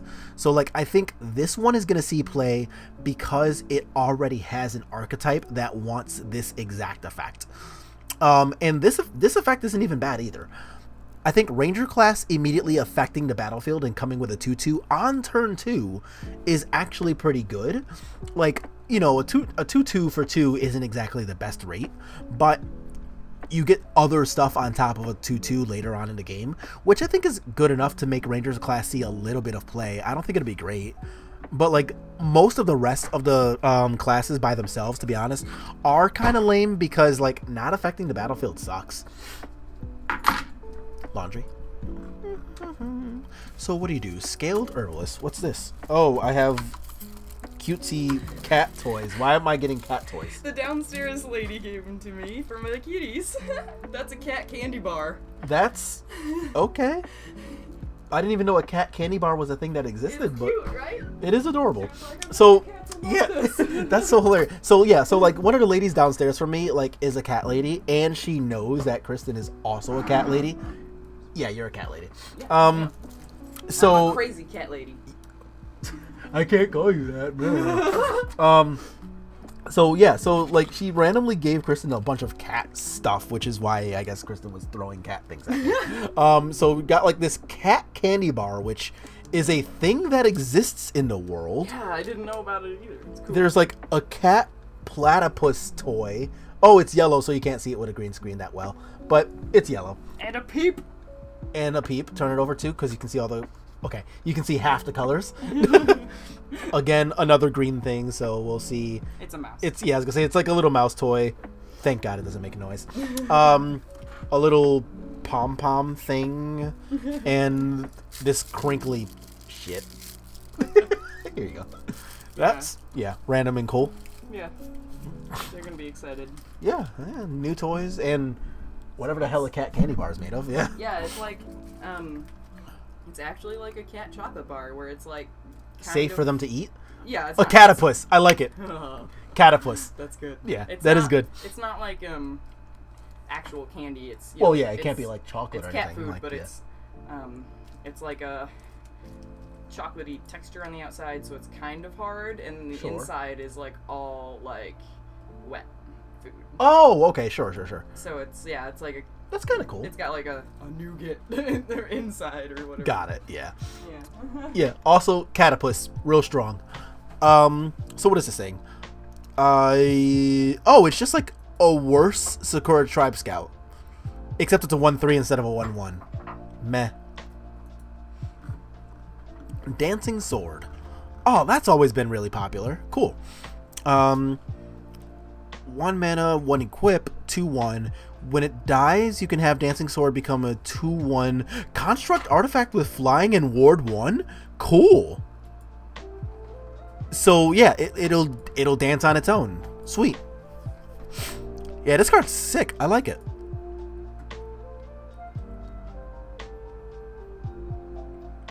Yeah, I have no bad things to say about this. I think the card's really cool. I don't think it's good, but it's cool. Gallia, Kindler of Hope. Alright, you can look at the top card of your deck at any time. 4/4 Vigilance for 4, 1 in Bant. You can cast Aura and Equipment from the top of your deck. When you cast an equipment, it's auto-attached. Cool. Alright, that's a thing that exists. Vrondis, Rage of Ancients. 5 mana, 5/4. When it's dealt damage, you can get a 5/4. That also has when it's dealt damage, you sacrifice it. I was gonna ask if you knew how many ounces would fit in this, but it's on the bottom. Whenever you roll 1 or more dice, you can have this thing deal damage to itself. Sure, why not? I wonder why they're having barbarians be the ones with die rolling effects, though. That's so weird. Because that thing was a dragon barbarian. So you cost Esper, Sephiroth of the Hidden Ways, 2/3. Whenever one or more creature cards are put into your graveyard from anywhere, you venture into a dungeon, but only once a turn. Whenever you complete a dungeon, you reanimate somebody.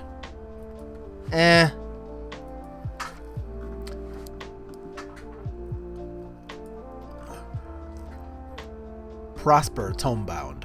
A Tiefling Warlock. Death Touch, 1/4/4. At the beginning of your end step, you exile the top card until the end of your next turn. You can play that card. And whenever you play a card from exile, you get a treasure token. Oh, sure. I don't think this thing's bad. This thing actually seems fine. I don't think it's good, but it seems fine. Like, I don't think this card can really ever see play while a card like Luris is in standard, but I think the card is... Uh-oh.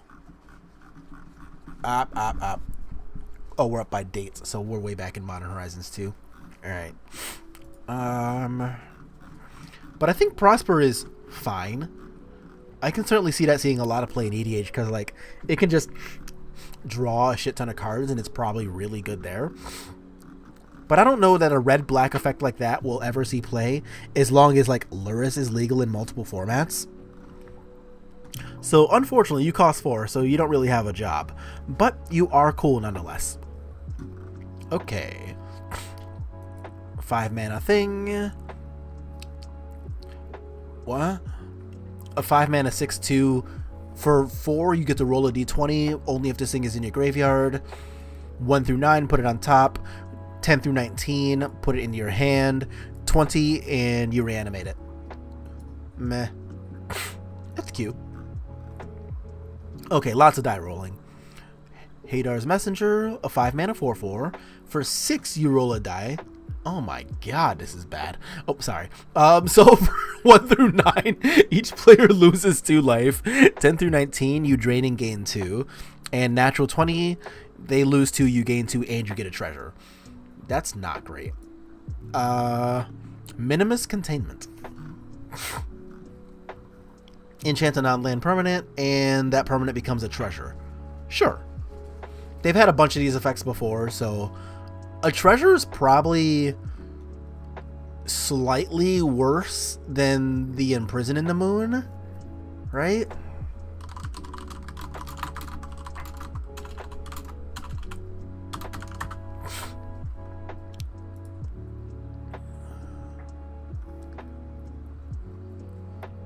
Yeah, creature, land, or planeswalker, but this one can do like anything, so like enchantments and artifacts too. And this thing is just add a colorless, but this thing makes it sacrifice itself so they don't get repeatable mana. Oh, so like actually it's just better? Okay, cool. Aha! Here's the one that I've been sent. Okay. So, yes, I've seen this card. And my initial input on this is that it's unfortunately just like not quite there. It's not bad. I don't think it's bad, but I don't think it's quite there either. So what it actually does is, for 3 mana, it's a 3/2 Flash Vigilance. It's double white, which is important. And when Guardian Faith enters a battlefield, any number of other target creatures you control face out. So that does a couple of things. Unfortunately, I think all of those things are worse than Selfless Spirit. But phasing out is also very different from Indestructible, which means that Guardian of Faith, specifically in the world of Pioneer, will help your spirits get around a lot of the sweepers and removal spells that are actually seeing play in the world of Pioneer. So I think Selfless Spirit is actively kind of bad in Pioneer, because the only removal spell that affects more than one creature and actually cares about Indestructible is Anger of the Gods, which is already very easy for spirits to solve. This card, however, actually gets around the removals that people are playing to deal with those same problems. So this card will get around Languish, it'll get around Extinction Event, it'll get around Shadow's Verdict, and because phasing out, like, you basically pretend they don't exist until your next untap step. So if they play like a Shadow's Verdict, you just flash in Guardian of Faith. Guardian of Faith will get exiled because it's only other creatures and not itself. But No, I didn't forget Supreme Verdict. Supreme Verdict doesn't actually see that much play in Pioneer, which is why I didn't talk about it. So, like, if we actually take a look at what the Pioneer format looks like, we'll see, like, what the metagame really, like, I guess looks like here. Like, technically, the Nivtalite deck can go and get a Supreme Verdict, and they will sometimes play one, but more often, they will actually just be on things like Shadow's Verdict and Extinction Event, which is why I didn't bother talking about Supreme Verdict. You will occasionally see that as a one-of in, like, the sideboard sometimes, but, like, you'll see that the most popular lists in even, like, the deck that can go and get Supreme Verdict still doesn't even want Supreme Verdict. They just play Extinction Event and Shadow's Verdict. And as far as Pioneer's concerned, Blue-White Control almost might as well not be a deck. So, like, you'll see Dimir Control, which is actually the most popular control deck. This one's playing Extinction Events. This one's playing Shadow's Verdict most of the time. This specific one's not, but they have them in the board. Oh, Harry 13. I think I just played about them. I think I just played them last week. So Blue-White Control is no more a thing in Pioneer. No, to be honest, Blue-White Control hasn't really been a thing in Pioneer in a pretty long time. Blue-Black Control is actually really good. Jeskai Control, this is not the same deck either. Like, this deck is just trying to combo into Locust God and Sage of the Falls with creativity.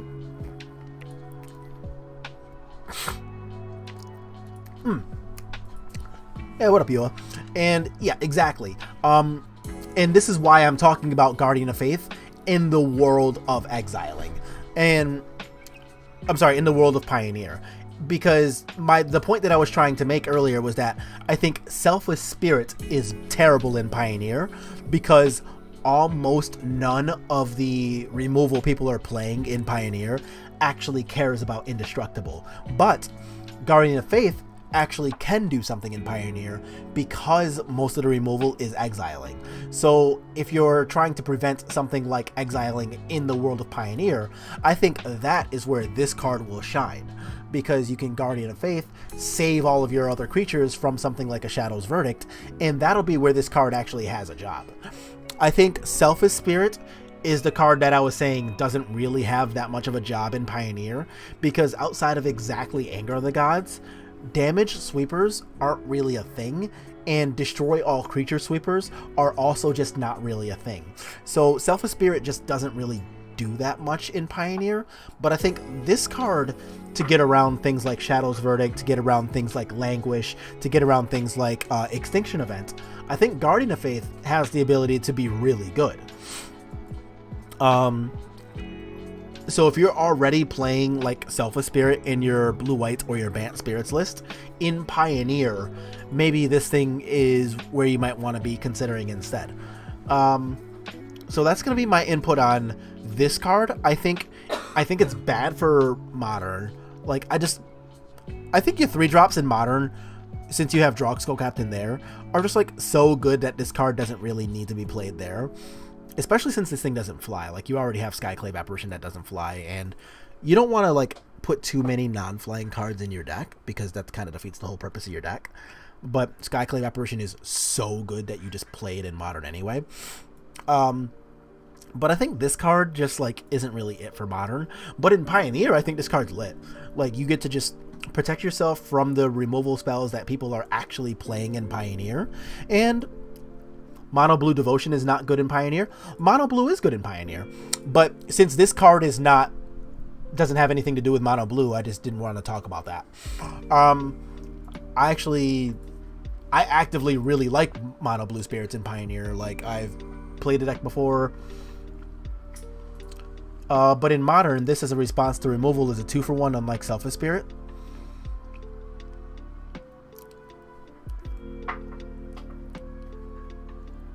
What? No. Either way, it's a 1-for-1.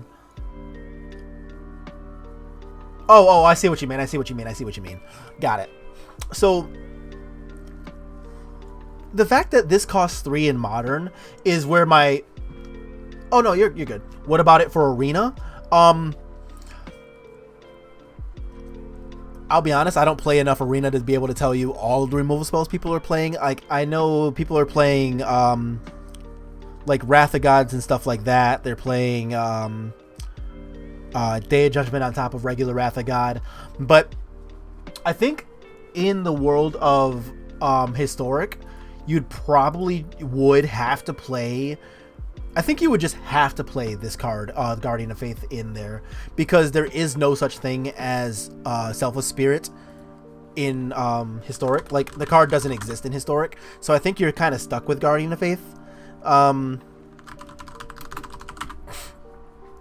Like, it's just not legal in Historic, so you don't get to play this card here.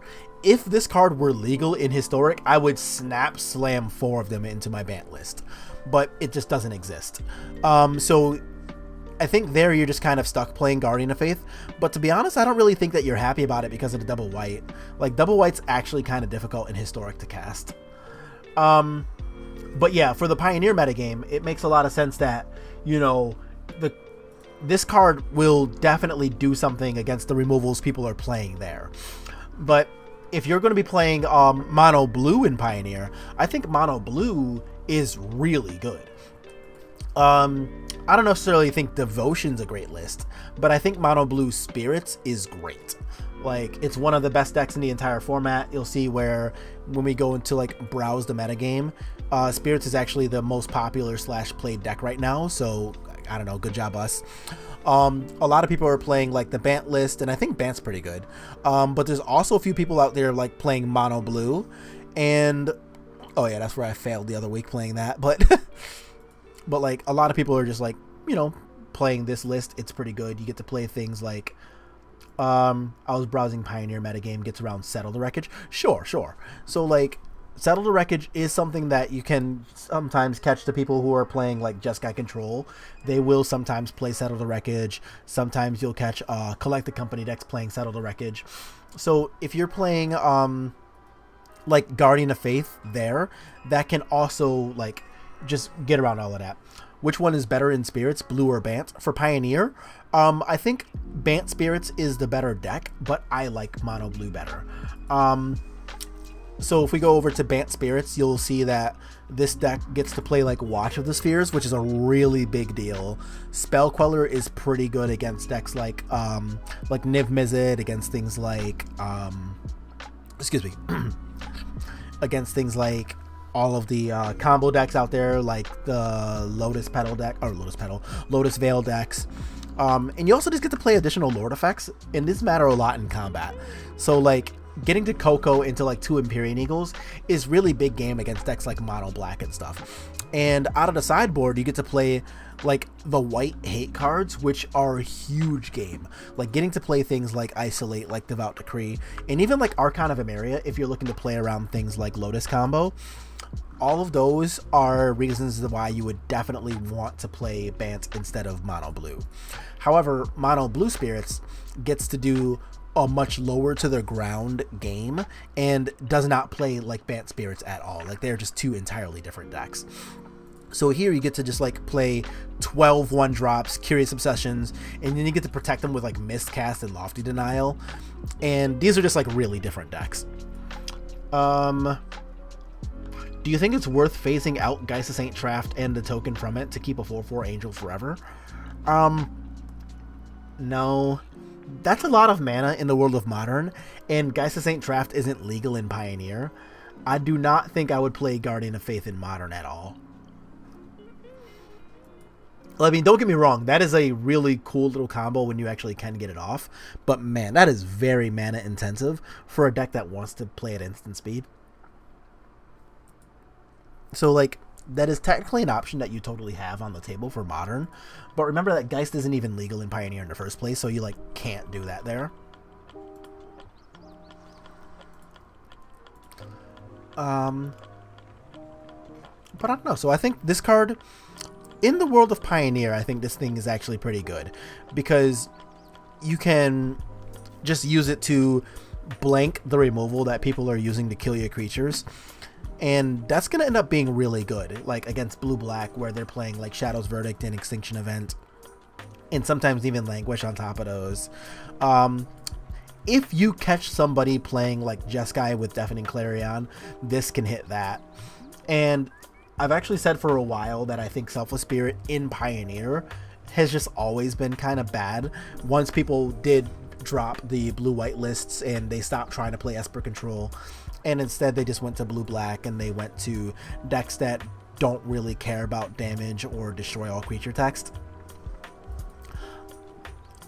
But those things open you up to having Guardian of Faith being really good. So I think I like this card in that environment, but I don't think I would choose to play this card in Modern, because a lot of the removal in Modern that is trying to sweep your creatures actually does say the words destroy all creatures. So so you have like Supreme Verdict, you have for Modern Horizons 2 the card Damn, you have things like Anger of the Gods are seeing a lot of play out of the red decks. So I think, like, even Kozilek's Return. So I think Selfless Spirit is still pretty decent in Modern, and this card doesn't really have any business taking over that spot. But I think in Pioneer, Selfless Spirit kind of sucks, and this card has the ability to do that function for you there. Excuse me.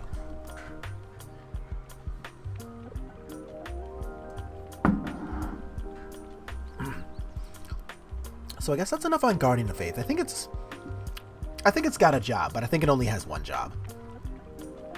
So, Kalain, Reclusive Painter. So, 2 mana, 1/2. Oh, it's got an alternate art. Cool. Oh, that's funny. It's got an alternate art sketch because she's a painter, etc., etc. Okay. Anyway.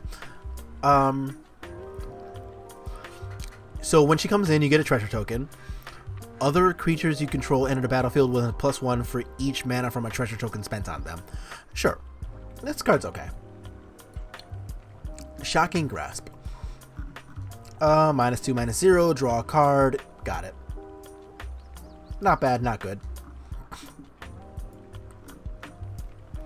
3 mana, 3/3 haste. A Goblin. That is a hulking bugbear. That thing's huge. Cool. Red Dragon. 4 mana, 4/4 flying. 4 damage to each opponent. Oh man, too bad that's not to a creature. Oh, I've seen this card. This card is actually pretty good, I think. So, quadruple blue for a 4/3, and it costs blue less for every instant or sorcery you have already cast this turn. So when this thing attacks, you exile up to one instant or sorcery in your graveyard, and you can cast a copy, which is pretty cool because it does not limit you to only like 3 CMC or less or anything like that. You can cast like a Cruel Ultimatum or something out of your sideboard, or out of your graveyard. So that's also just going to be a big thing, that this card is not limited by cost. You can just cast anything you find. You can also cast this thing from your graveyard by exiling 4 instant and or sorceries. Excuse me. So I think this card's actually got a little bit of potential. It's not bad. This is going to be another one that's like on my little list of things to look out for Manamorphose. Because like on turn 2, I don't know, you can like Morphose this thing. And when you attack, you can just like rebuy value out of your stuff. Being a 4/3 instead of a 4/4 is a pretty big detriment. But I am positive they did that on purpose. But I can see this thing maybe even seeing play like just in Pioneer. Like you can play this, I don't know, like 2 Torrential Gearhulks in one of these. Because like attacking with this one time, whether or not it gets blocked, and just getting to recast like a dig through time for free, like that seems really big. And it's just like a big recursive threat too. So like I can see this definitely seeing some amount of play. Like I'd probably play one of these in Pioneer Blue-Black Control, and I'd probably be pretty happy about it.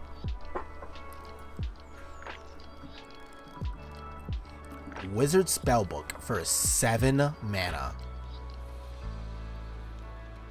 Okay. Oh, sure. Alright, so you tap this, you exile instant or sorcery from a graveyard, and then you roll, but only as a sorcery.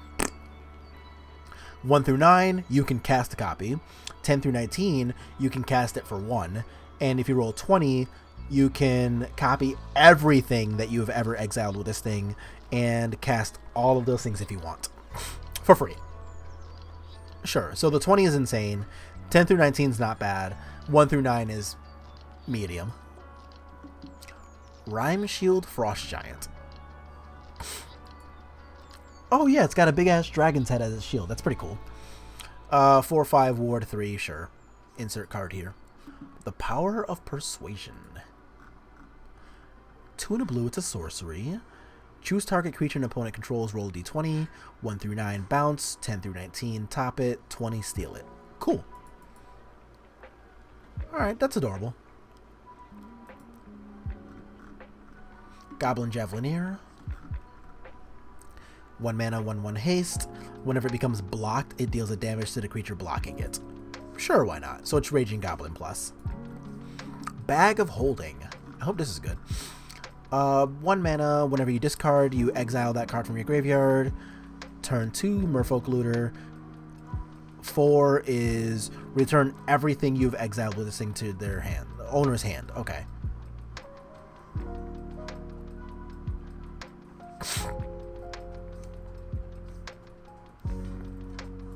I'm a little confused by this text here.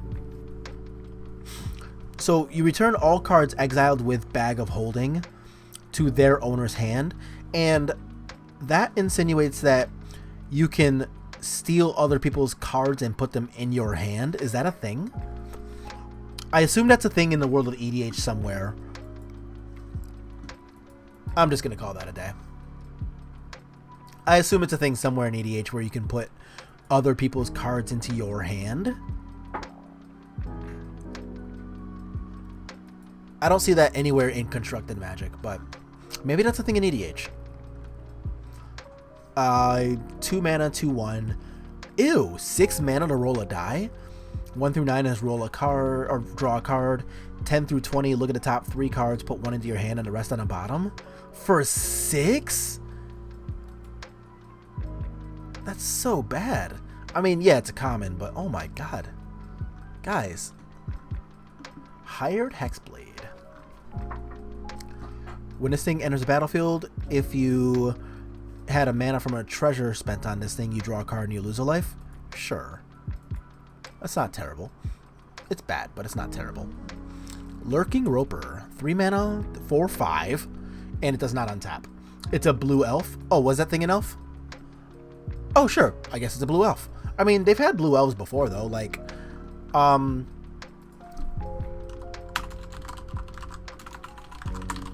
Leovold is a blue elf. Let's see. What's the one that costs 3, is a 2/2, and whenever one of your creatures does combat damage, that person draws a card? That's a blue-green elf. Like, this isn't exactly the first green elf before, or first blue elf before. Like, I'm sure there's a bunch I'm forgetting about, but, like, I don't pay attention to elves that much, so... Oh, I don't need to worry about formats.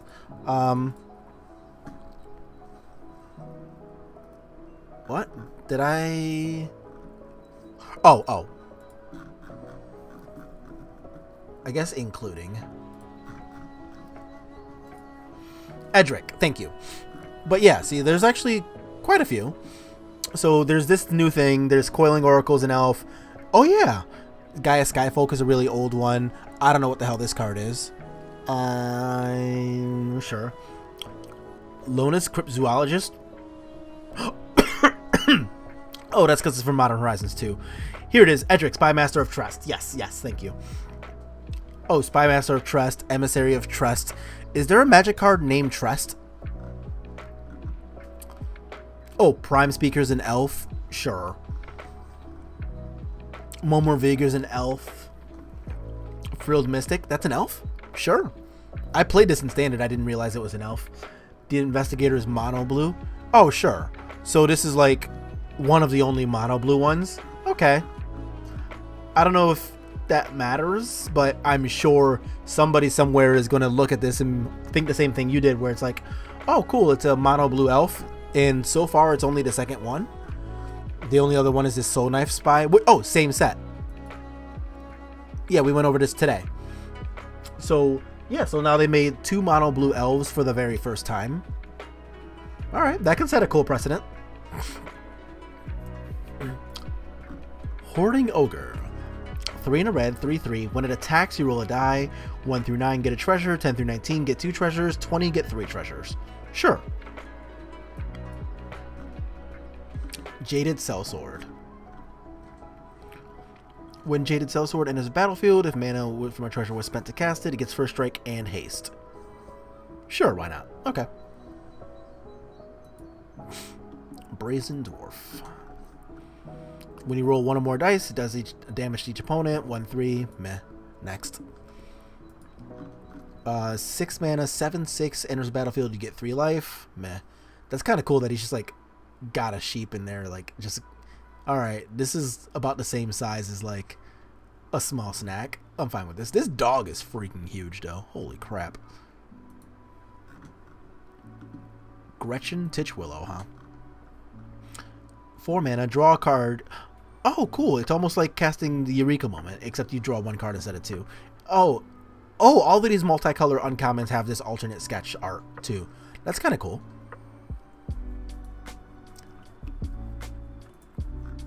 Delina Wild Mage. When you attack, you choose a creature you control and then roll a d20. 1 through 14. Okay, so you get another one. Oh, cool. 15 through 20, you get a token and roll again. That's sweet. Swarming Goblins. 4 in a red for a 4/3. When it enters the battlefield, you roll a d20. 1 through 9, you get a goblin. 10 through 19, you get 2. 20, you get 3. Sure, why not? Feywild Trickster. Whenever you roll 1 or more dice, you get a token that flies. Okay. Lots of die rolling. Critical hit. Oh, that's cool. Double strike, and then whenever you roll a natural 20, return critical hit from graveyard to hand. Sick.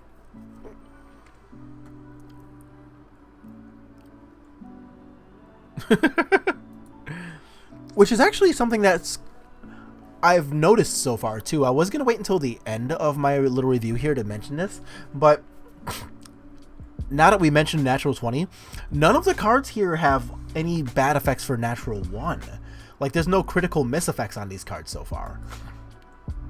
So maybe there's at least 1 critical miss effect on something that I haven't seen yet, but so far, meh. Alright, so 4 mana. Roll a d20. 1 through 9 is draw 2. Okay, so Hieroglyphic Illumination. 10 through 19, Scry, then draw, so Glimmer of Genius. And then 20 is Scry 3, draw 3. Jeez. Okay. So about the average, I guess, is Scry 1, draw 2, which is probably playable for 4 mana. Okay. I don't hate it. Like, we used to play Hieroglyphic Illumination before anyway, and this just has the ability to be Hieroglyphic Plus, with the downside of not being able to cycle, which is a pretty big deal, but not the end of the world. I don't know, that card could see play. Genie Windseer, huh? 4 mana, 3/3 flying. Ew. Nope. I'm off it. Scion of Stygia, 2/1 flash. Cone of Cold, okay. 1 through 9 is tap. 10 through 20 is freeze. Okay. Cool. Whoa, okay. What do you do? Deadly Priestess of Mercule. Skeletons, vampires, and zombies get +1s at the beginning of your end step. If a creature died, you can pay 1. If you do, you get a skeleton. Which ends up being a 2/2 with her out. Sure, why not? The Deck of Many Things. Oh, this has to be cool as shit. 5 mana, and then 2 and tap to roll a d20 and subtract the number of cards in your hand. If the result is 0 or less, discard your hand. 1 through 9 is return a card at random from graveyard to hand. 10 through 19 is draw 2. Wait, what? Oh, 20 is put a creature card from any graveyard onto the battlefield under your control. When that creature dies, its owner loses the game. Okay, so if you reanimate their thing and they kill their creature, then they lose. But you basically never want to use this to reanimate your own shit. Okay. Huh. Sure. But discard your hand. So I guess this is the critical miss thing that I was talking about earlier. Sweet. So if the result is 0 or less, so if you have like a single card in your hand and you roll a 1, that counts as this critical miss where you discard your hand. But even then, you still get to return a card at random from graveyard to hand. Excuse me. So I don't know, this card's kind of, I don't know, it's a cool thing. People will probably play it. I don't think it's actually good, but whatever, people will play it anyway. Like, this is exactly the kind of thing that'll see some non-zero amount of play in EDH just because reasons. So what do? Goblin Morningstar. Pay 2, equip 2, +1/+0 and trample. When it enters, you roll a d20. 1 through 9, you get a goblin. 10 through 20, you get a goblin and attach. Sure. Lightfoot Rogue. When this thing attached, you roll a d20. 1 through 9 is Death Touch. 10 through 19 is +1 in Death Touch. 20 is +3 and First Strike in Death Touch. Oh, okay. So like maximum backstab damage, is that what we're doing here?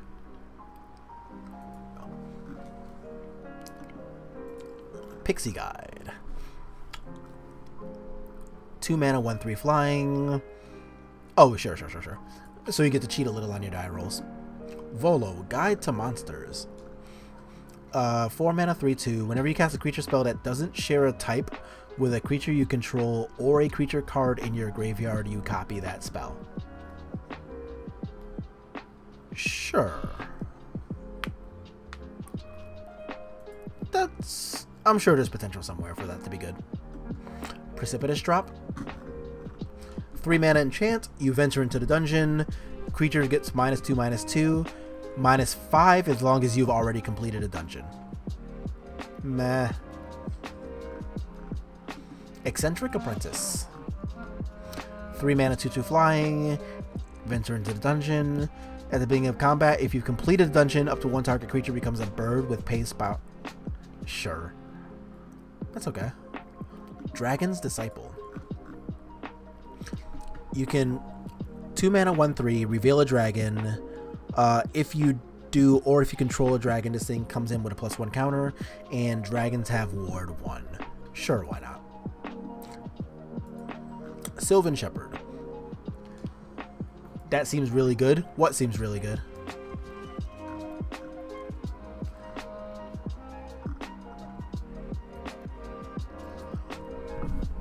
When this thing is attacked, you roll d20.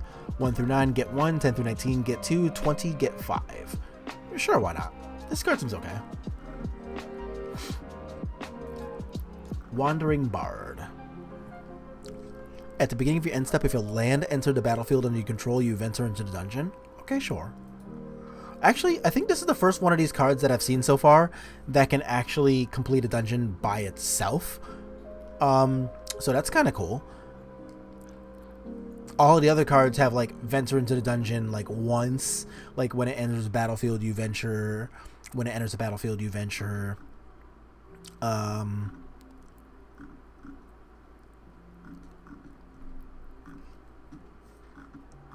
And Volo. Oh, sure. Like, I'm sure there's a lot of potential for this thing to be really good somewhere. Like, I'm positive there's some EDH deck that can play just, like, a bunch of different creatures with search effects. Like, I don't know whether Birthing Pod's legal in that format. But if so, like, there's a lot of potential for this thing to just, like, be awesome. But, yeah. But this card can actually just complete an entire dungeon by itself because of it's just... You can just proc this every turn. So, Wandering Bard might be, so far, the... Oh, exactly. Here we go. Like this. When it enters the battlefield, you venture in a dungeon. So, like, this Labyrinth Explorer literally can never complete a dungeon by itself, but the Wandering Bard can. So maybe that's good to know. Oh, here's another one. Okay. Whenever equipped creature attacks, you venture in a dungeon. Sure, that card seems really good too. Orcus, Prince of Undeath. You pay X and then 4. Flying Trample. Every other creature gets -X and then you lose X life. Or You return up to X target creature cards with total mana value X or less from graveyard to battlefield. They gain haste. Oh, cool.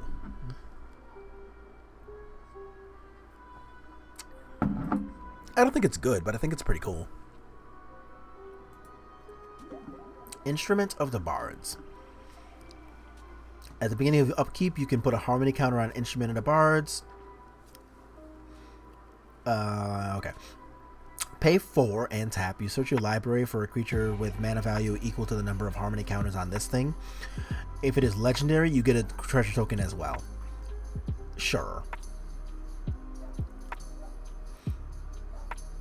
Again, 4 is a lot for constructed, but there is no way this card doesn't see play in EDH. This card's great. Like, in a format where you just, like, 4 mana is not a lot to ask, this card seems awesome. Secret Door.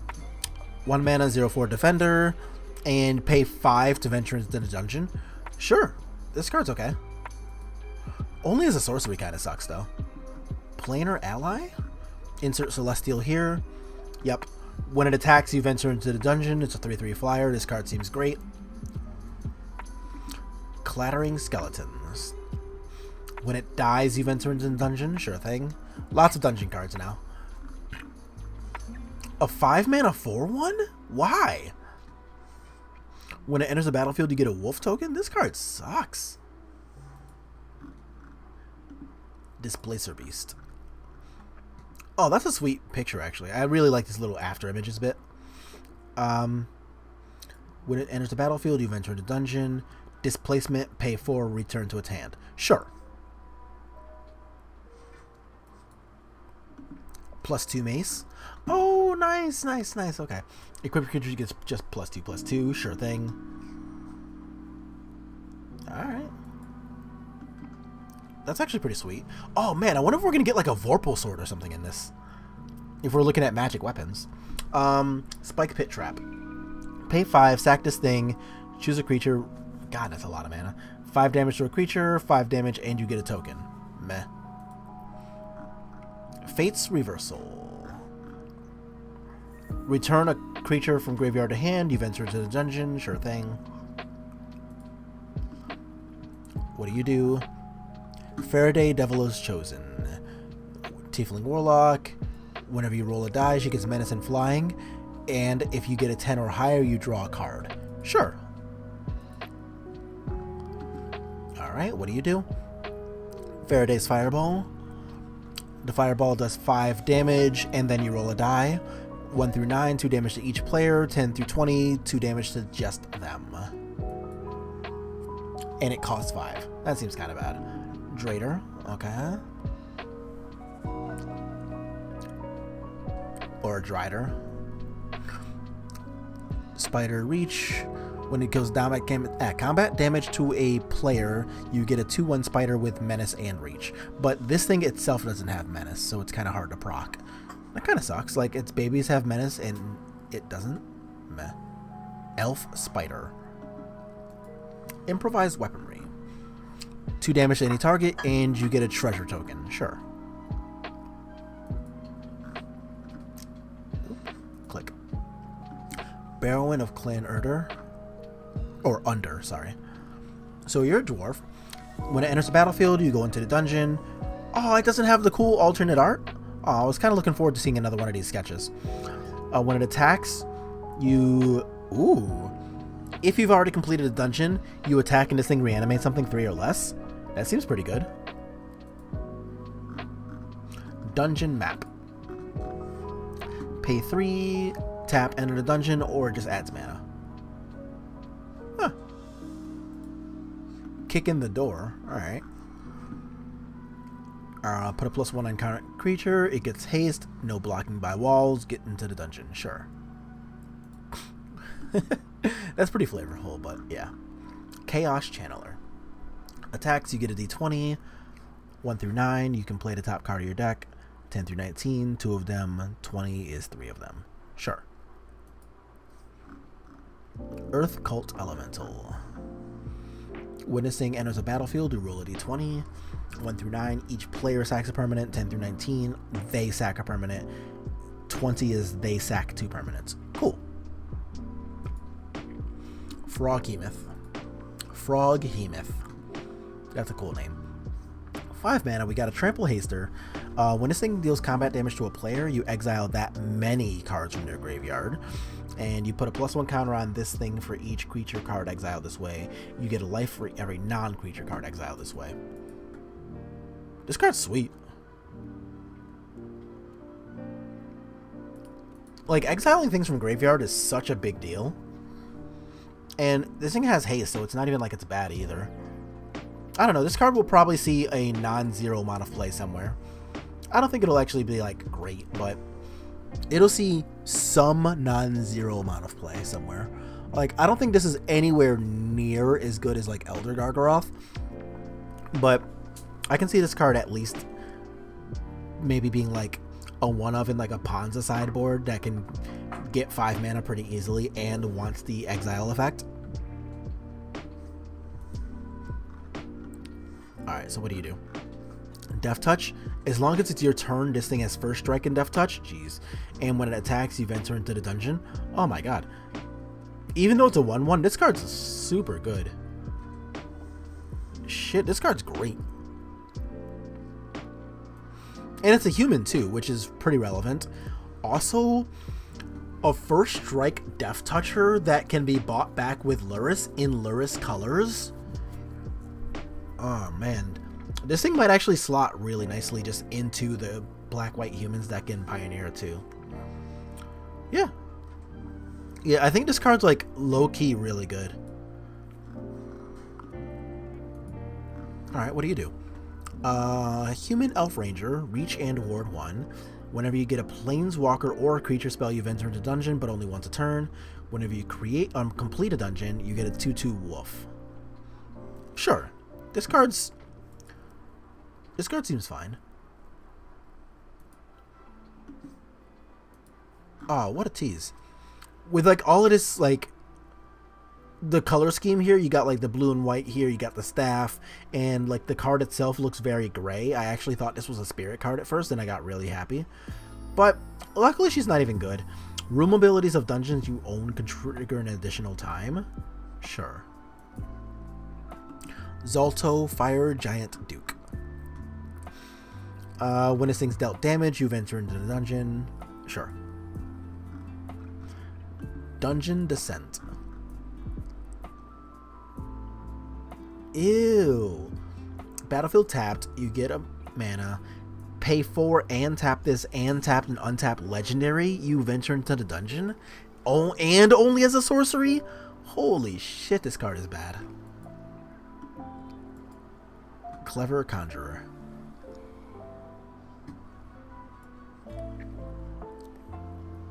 Untap target permanent not named this thing. Activate only as a sorcery. A 3 mana 2/3 for that effect. I'm sure it'll see play somewhere, but I don't like it. Oh, sure. A 4 mana 1/4 vigilance, and then you can tap something with Giant Killer's effect. I don't know, I'd rather just play Giant Killer. Giant Killer seems way better than that thing. Null Hunter. Okay, so whenever this thing attacks, if you attack with creatures total power 6 or better, you get a +1 on this thing. Sure. Shesra Death's Whisper. Bewitching Whispers. When this thing enters the battlefield, target creature blocks this turn. If you end step, you can pay 2 life to draw a card if something died. Sure. The card seems okay. You happen on a glade. Again with the Dungeon Master talking to you. I do like that effect out of this.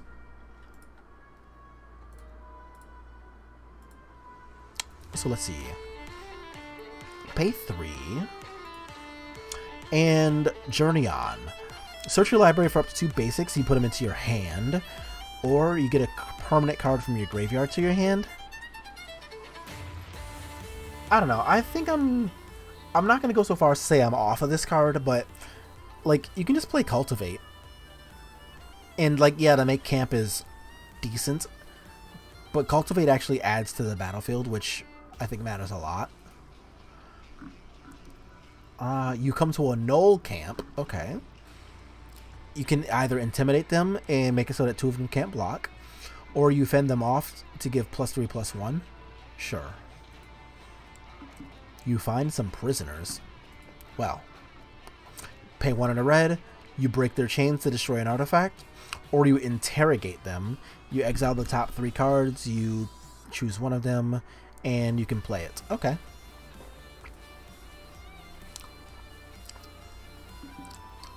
And a Meteor Swarm. 8 damage divided as you choose amongst X target creatures and or planeswalkers for at least 4 mana. So if you pay 4 mana, you get 1 target, and you do 8 damage to that 1 target. If you pay 5, you can do 4 and 4. I don't like it. Alright, so it's about 2:30, which means what I'm going to do here is actually go ahead and start eating some food and stuff and hang out with Kristen for about half an hour. And I will be back right around 3 o'clock. I'll put a little timer on here, same as always. And yeah, because I'm hungry and that means I'm going to eat. So I will see you in a little bit. And when we're back, I'm going to go ahead and go over, I guess, the rest of what we know about the D&D set. And then we can decide on some Magic to play before the day's over too, because I know we haven't actually played any Magic today. So that'll be how the rest of this day goes, and I will see y'all when we return.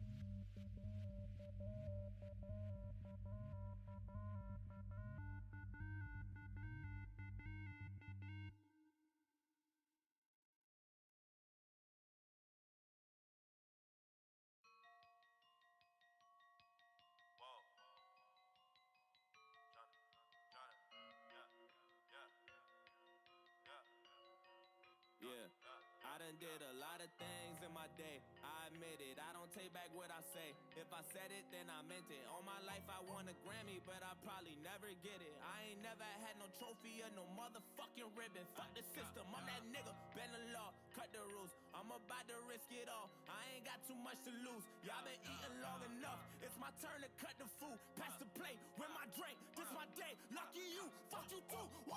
Y'all gotta move. Y'all gotta move. Y'all gotta move. Give me some room. Give me some room. Give me the juice. How about the coupe? How about the coupe? How about the shoot? Y'all gotta move. Y'all gotta move. Give me the juice. Back on my bullshit, my back to the wall, turn my back on you, all of you finish. Back to these bullets, it's back to the job, put my Mac out and all of you running. Back on my hood shit, it's back to the pushing, these taxing, I'm actually pumping. Can't fuck with you rappers, you practically sucking. You might have win platinum, but that don't mean nothing. I'm actually buzzing this time. Straight out the kitchen, I told them the oven is mine. I do not fuck with you guys. If I don't kill you, just know you gon' suffer this time. I ain't no gangster, but I got some bangers, some chains and some blazing, a couple of nines. Choppers and jimmies, a partridge, a petri. My 20s and Christmas was nothing but lies. Run at you hard like a sumo. They say I talk like a chulo. I live in Mars, I'm not Bruno. Bitch, I'm a duck, call me Cujo. You play your cards, I reverse on you all, and I might just drop all like a Uno. Cállate boca, my home, they call it Obuto, and all of you culo. Never better to level up in the ghetto, looking for something I probably can never find now. Shit irrelevant till the beat die down. The truth is niggas just really want me tied down. I've been alone and I never needed nobody, just only me and my shotty. I tell these niggas to lie down. Keep all the money, I never wanted a lifestyle. I just pray to God and my son to be all right now. I said ain't no love for the other side or anyone who ever wants smoke. When I die, I'm going out as the underdog who never lost hope. You in the wrong cab, down the wrong path, nigga, wrong way, wrong road. Snakes in the grass, trying to slither fast. I just bought a fucking lawnmower. I said a lot of things in my day. I admit it, this is payback in a way. I regret it that I did it. I done won a couple Grammys, but I sold my soul to get them. Wasn't in it for the trophies, just the fucking recognition. Fuck's the difference, I'm that cracker, been the law. Fuck the rules, man, I used to risk it all. Now I got too much to lose. I've been eating long enough, man, my stomach should be full. I just ate, lick the plate, my buffet. Lucky me, fuck you think. I got a couple of mentions, still I don't have any manners. You got a couple of ghostwriters, but to these kids it don't actually matter.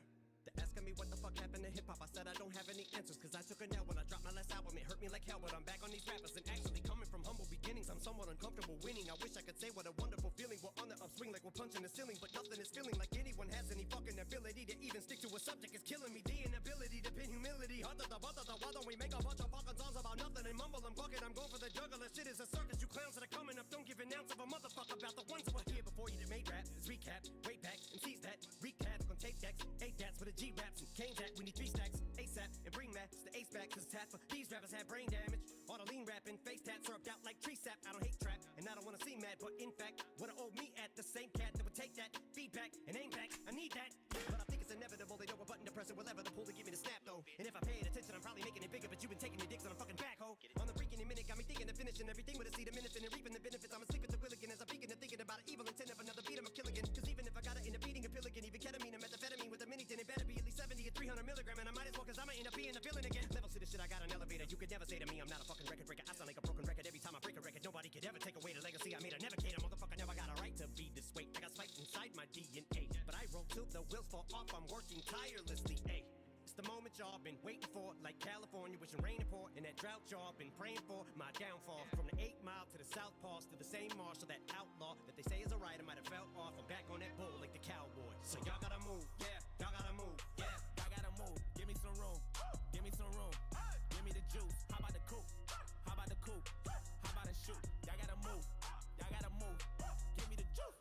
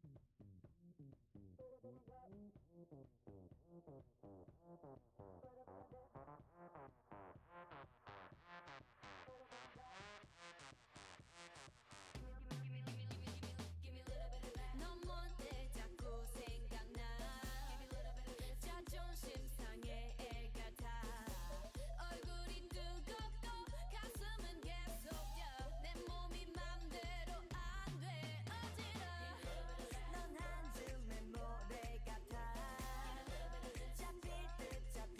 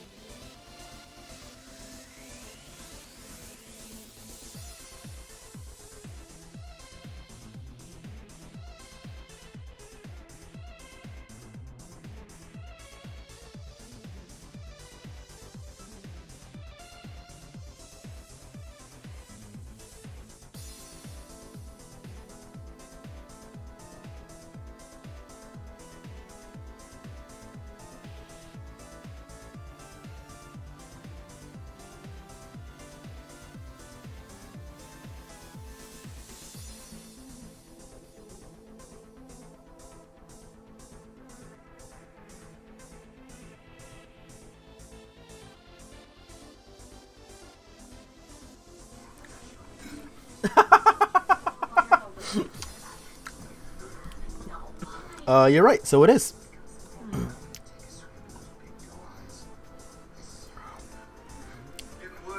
So let's go ahead here.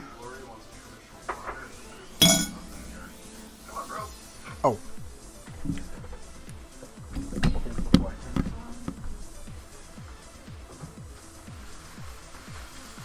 Oh my god.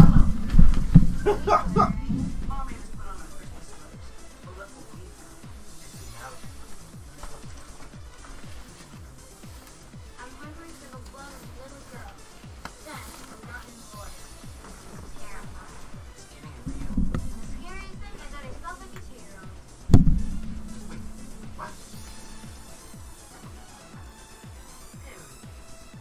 Christmas, huh?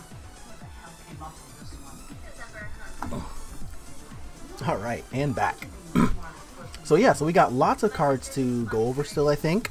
We went over Medium Sword last, which was kind of not great.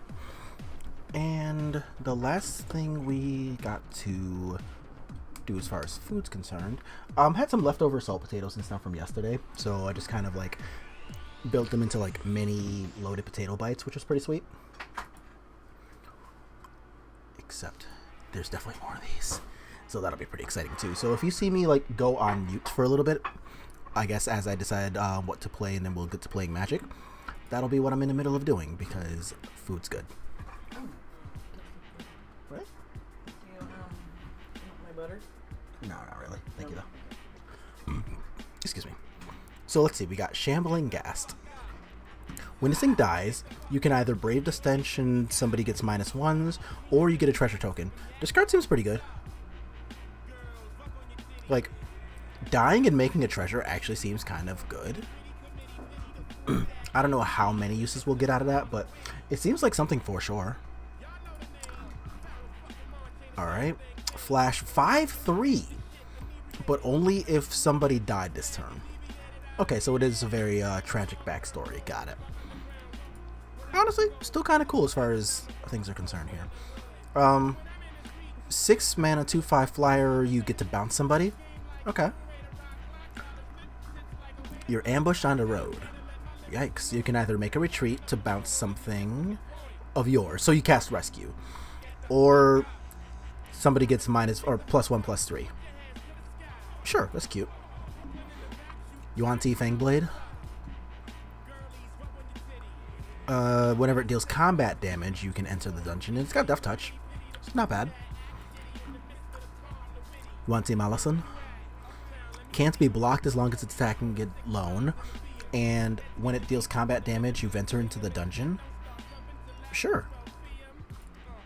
Seems pretty good.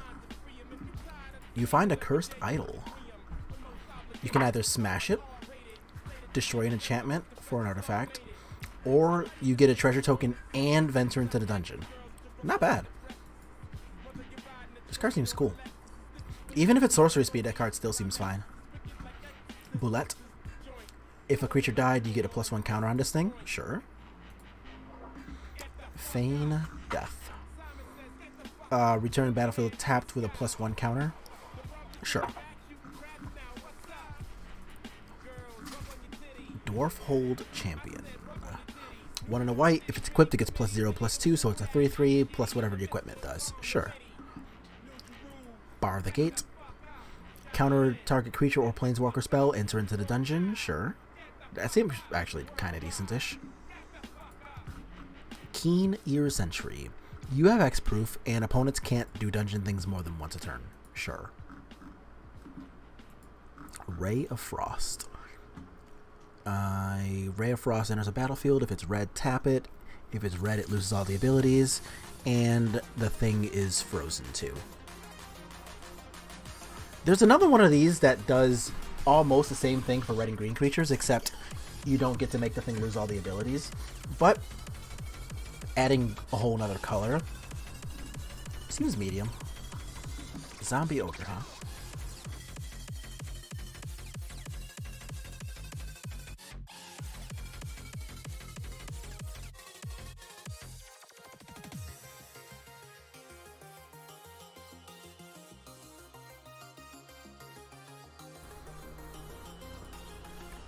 Too bad it's only your end step and not both yours end step and their end step. But this card seems fine. Just 5 mana, 3/5. If somebody died, you've entered the dungeon every turn. Seems okay. Alright, so 2 mana, 1/4. When this thing enters in, you get a treasure token. You sacrifice another creature or a treasure to draw a card. Sure.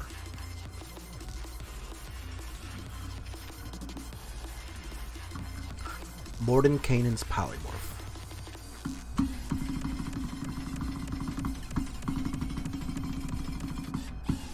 So somebody gets 4/4 flying and becomes a dragon. Okay. Find a path. When it enters the battlefield, you venture into the dungeon, and the creature has tapped to add double green. Oh no, not a creature. I'm sorry. Land. Sure.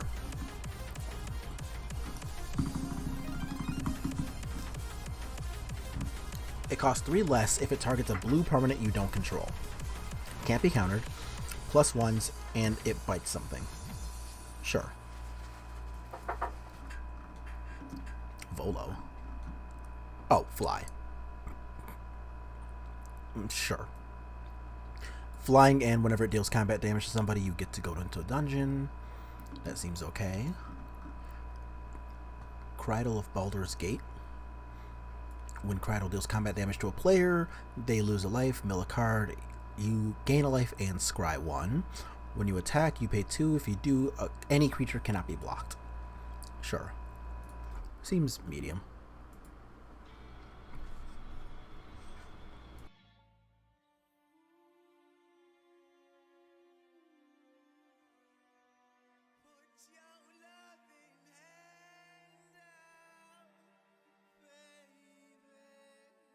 This one doesn't seem to have sketch art either. I like this sketch art. So again with pack tactics, so if you attack with 6 or more, all of your attacking creatures get +1/+0, and for 4 you can double the power toughness on this thing. That seems okay. Not great, just okay. Zerial, Archduke of Avernus. Alright. Creatures get +1/+0 in haste. Isn't that what Sarkin Vol does?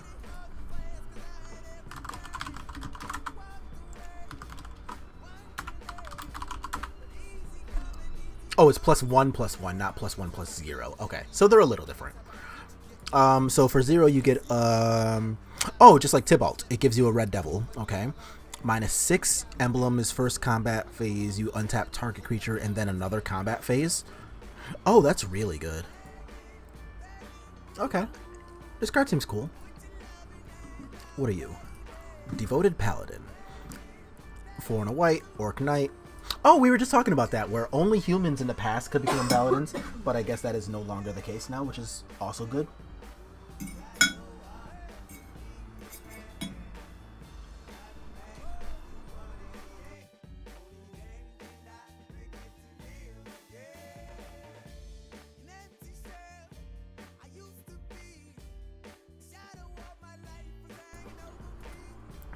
+1s in Vigilance is pretty good, actually. I don't think that card will be like a second or a third pick by any means, but you won't exactly be sad about seeing +1s in Vigilance for a turn. Oh, I've seen this. So this thing is basically birthing pod for artifacts. So if you untap with this gnome, you pay a white, tap, sacrifice an artifact to search for an artifact whose mana is equal to whatever you got, sacrifice +1. So it doesn't say non-creature artifact either, so you can actually do some pretty busted stuff with this. So there's still a bunch of stuff that untaps here. Like, you get to get Corridor Monitor gets to untap the creature so that you can rinse and repeat the thing. Oops.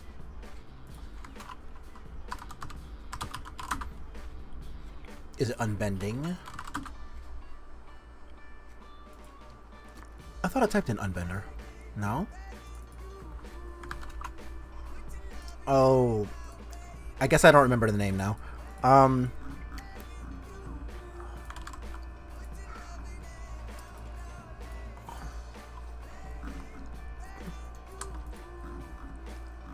I know it costs 4. It's a blue and white artifact.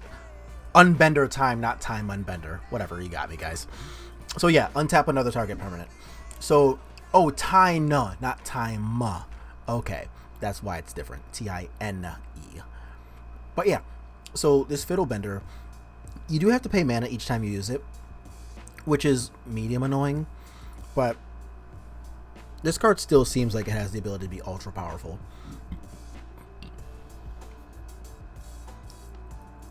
Like, just getting to do Birthing Pod things is just ultra silly, and I'm sure there's at least like 5 or 6 combos you can do, because artifacts are just really powerful anyway. So like, there's no way there's not like some number of really busted combos to do with this.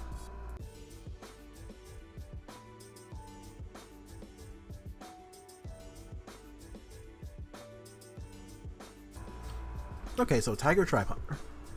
So when it attacks, if you attacked with 6 power, oh, you can just fling something.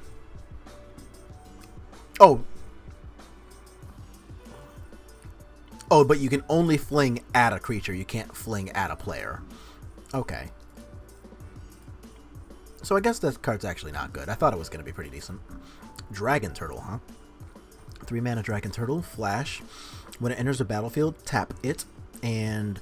oh! So you get to freeze something, but it freezes itself. But it's also a 3 mana 3/5. I think this card's really good.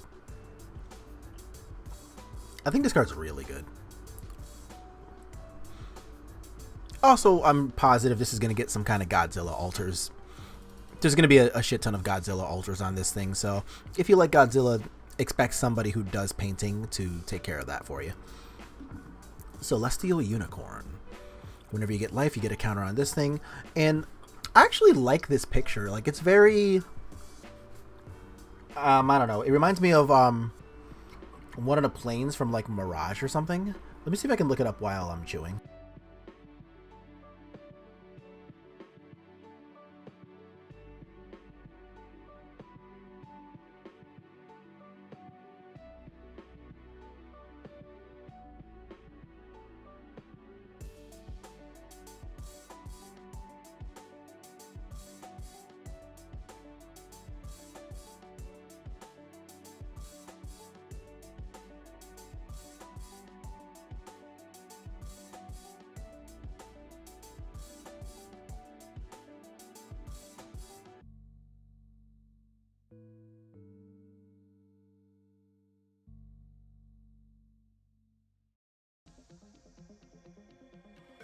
Don't make a sound. 2 a.m. low, gotta keep it down. Don't wait around for a signal now. Give me some verb, I ain't talking nouns. You wanna ride in the 6, you wanna dine in the 6. But when I lean for the kiss, you said I'll probably send you some pics. And I'm like, hell no, been waiting too long. Hell no, I want that cruel love. Hell no, been waiting too long. Hell no, I want that cruel love. Body of mine, losing all my innocence. Yeah, body of mine, grinding on my innocence. Yeah, body of mine, losing all my innocence. Yeah, body of mine, grinding on my innocence. Yeah,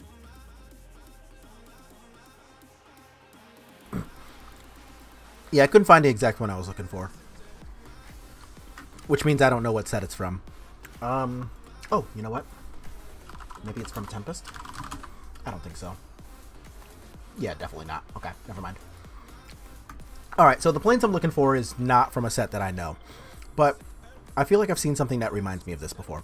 Anyway, very cool art. Card, pretty medium, but whatever. Like, it's just a Johnny's Pride Mate that costs 1 more, but I think that 1 more matters a lot. So this card, probably just never going to see play in anything, but it's really nice looking. So we got Intrepid Outlander. We got Pack Tactics, you venture, and it's a 2/3 reach for 2. That's a pretty good rate. A Ranger's Hawk. Pay 3, tap this, tap something else, 2, venture into the dungeon. It's a 1/1 flyer. Meh. Wish. Here's one card I've seen. I've seen this. So you can play a card you own from outside the game this turn. This card is actually super OP. So like for 1 more mana, you effectively get like, I guess, Burning Wish plus because it doesn't have to just be a sorcery.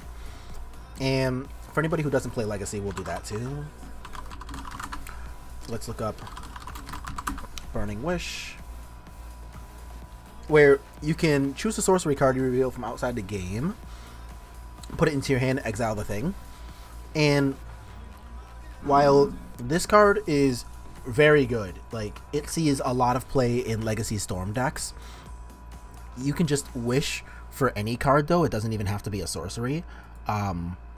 Which means like if you were playing Burning Wish, even though Wish costs 1 more than Burning Wish did, this might still just be, I won't go so far as to say a strict upgrade because 1 more mana does matter a lot within the world of Legacy. But getting cards other than sorcery is really big game. So I'm kind of looking forward to seeing what, you know, the Brian Cooks of the world decide to do with a card like Wish. I don't know. I assume this card's going to have some sweet results.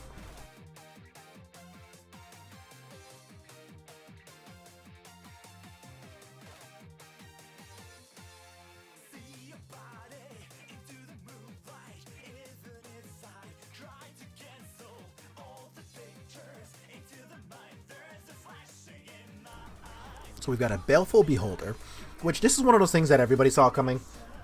Like, we all pretty much knew that anything Dungeons & Dragons was going to have a Beholder card. I'm hoping this isn't the only one, because this one is, you know, it's a common, so we're hoping to see some really, really stupid Mythic Beholder. But 4 mana, 6/5.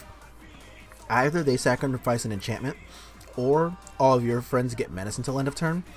And neither of those effects is bad, but also neither of those effects justifies being on a 6-drop, even though it's a 6/5. So, I want to see something like absolutely busted for a Beholder. If Pack Tactics, then First Strike, sure. A white, okay. White enters the battlefield tapped, and whenever a creature dealt by white this turn dies, you get a 2/2 zombie. And exile that card. Seems okay. I like the exiling part. Battlecry Goblin. Any modern playables or potentials yet? To be completely honest, other than the Wish card that we just mentioned, Wish looks decent. I know. Oh, here it is. This land looks really OP, actually. So, if you control 2 or more other lands, this thing enters the battlefield tapped. So it's the exact same as like Seachrome Coast, but this thing also is just X and a green. It becomes an XX green Hydra creature until end of turn. So like, I think as a creature land, Nest of the Hydra is very good. Like, this thing almost reminds me of like a Treetop Village Plus, because on turns 1, 2, and 3, this can come in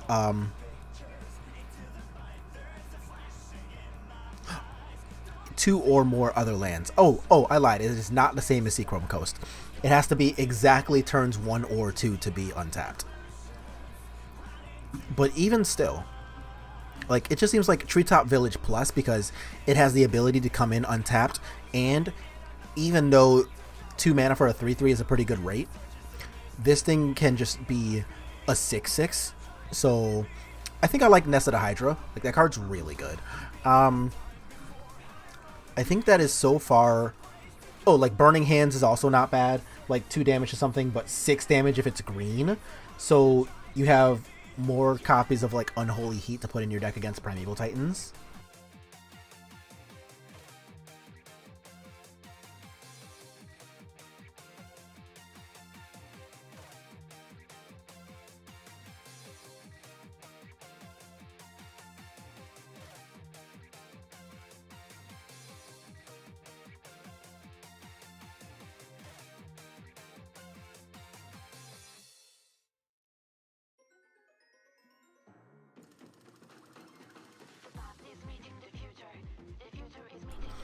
Another potential card that I think will ultimately fail, but people will try, is probably Sorcerer class. Because, like, it comes into play, you draw 2 and drop 2, and creatures you control have add blue or red to add to sorcery spells, or to, you know, get a class level. And then 5 is a bad Aria Flame. I think this card will be talked about for Storm decks in Modern, but I think it will ultimately just be not good enough for the format. Fighter class is another good one, because it's just white and a red, and the level 1 is go search for an equipment, which is already an effect that Hammer Time wants. So, like, if you want to go back to playing, like, white-red instead of white-black, you can play this card on top of your Steel Shaper's Gift, and that'll be additional ways to go and get your copies of Colossus Hammer and Shadow Spear and stuff. So I think this is going to have a little bit of potential there.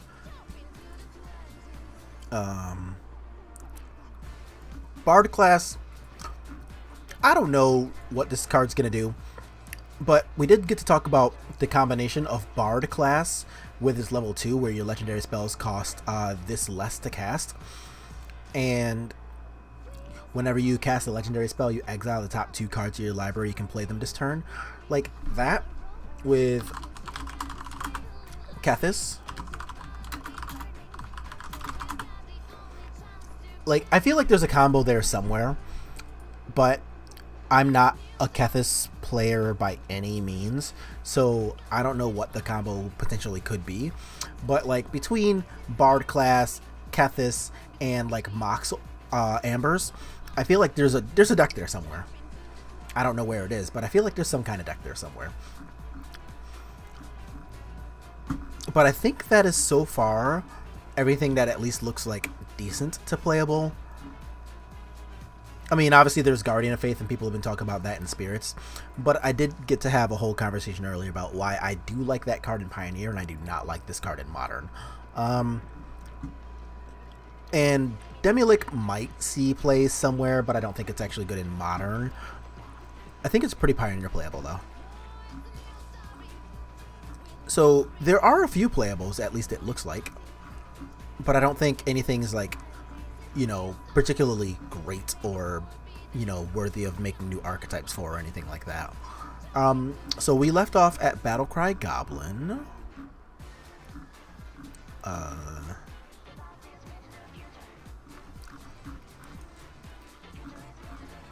So I'm just scrolling down until we see that. And I'm trying to scroll slowly so I don't accidentally spoil myself on other cards. Hobgoblin Captain. Oh, that's the first strike thing. Oh, there's Battlecry Goblin. Okay. So what do you do? Goblins you control get +1/+0 in haste until end of turn. You pay 2 mana for a 2/2. If Pack Tactics, then you get a 1/1 tapped and attacking as well. Okay, sure. I'm a little upset that, like, yes, I get it. Like, you pay 1 and a red to give it effectively Battlecry, because haste. Whatever. I'm not gonna complain that much about it. I was gonna say they could have just used the keyword Battlecry, but whatever. It's good enough. So, a 4-mana 3/3. Somebody gets +2s, or you get 3. Sure. I'd play this in Limited. I'd be pretty happy to play that in Limited. An Ogre Jelly. So this thing enters the battlefield with X +1 counters on it. And when it dies, if it had 2 or more counters, you get a token that's a copy of it at the beginning of the next end step. That token enters the battlefield with half of those counters on it. Okay, sure. So it's... You find the villain's lair. Okay, so you can counter target spell, or drop 2 and draw 2. Sure. Dueling Repair. Flash, +2/+0, but then you equip it for 4.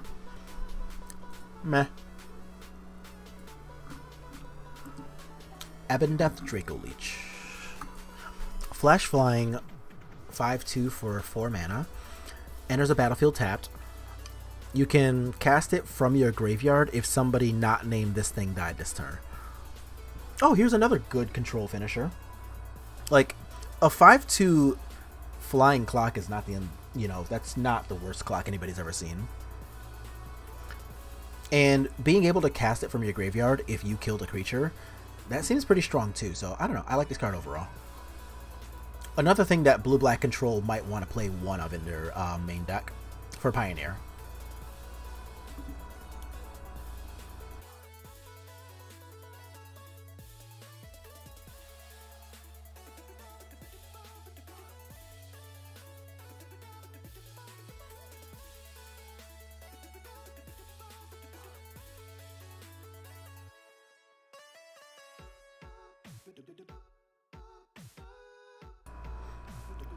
Flying lifelink haste for a 4/3. Man. I'm a little sad that this card isn't, well, honestly just better.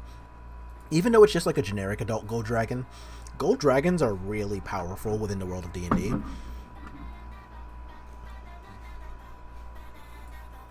And I don't know. I feel like this card just could have been better. A 4/3 instead of a 4/4 is honestly kind of trash. I think this card could have been a 4/4. A 6 mana 4/4 flying. Whenever an opponent's creature is dealt damage, you destroy it automatically. Sure. That seems okay. Here's a black dragon. Somebody gets -3/-3, but it's 7 mana for a 4/4 this time. Sure. Moon Blessed Cleric. A 3 mana 3/2. Search for an enchantment card, reveal it, and then put it on top. Oh!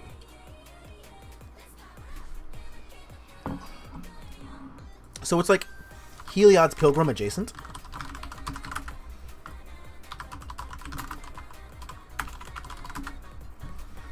Yeah, like you get a 3/2 instead of a 2/2.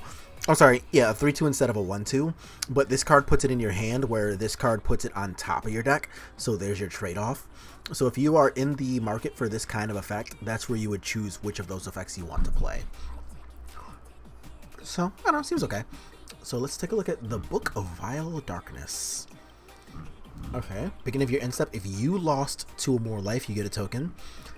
Exile the book, and artifacts you control named Eye of Vecna and Hand of Vecna, you get Vecna.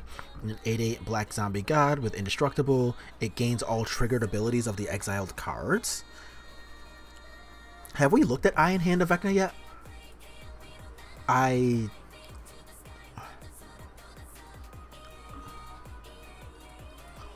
don't think I saw anything like that.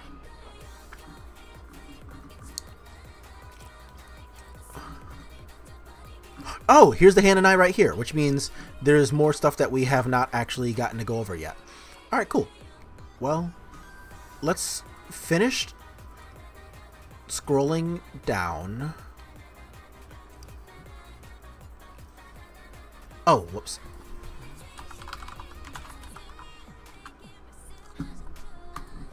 Alright.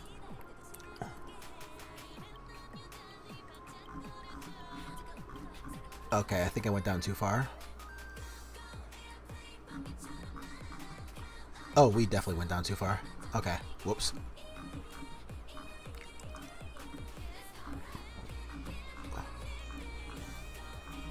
Here it is. So that's the book. Werewolf Pack Leader. Human Werewolf. If Pack Tactics, then draw a card. Pay 4. Until end of turn, this thing is a 5/3, gains trample, and isn't human. Okay, sure. I don't think it's actually good, but it's a thing. Orb of Dragonkind. Pay 1, tap this thing, 2 mana to do dragon mana. Okay. Pay red, tap this thing, look at the top 7 cards, you can get a dragon, put it into your hand. Sure. 50 feet of rope. Always good to have. Climb over, target wall can't block. Tie up. Target creature doesn't untap during its controller's next untap step. And repel down, venture into the dungeon. Sure. This actually is pretty flavorful. I like this a lot. Like, anybody who plays D&D will notice that, like, whenever you're starting, like, a new level 1 character, almost everybody will go out of their way to try to just, like, put some rope into their inventory. Because it really can be used for so many things within the world of Dungeons and Dragons. And especially if you're a rogue character, oh my god, you like basically need rope as part of that job description. So it's actually really cool that they paid a little homage to that. I like that a lot.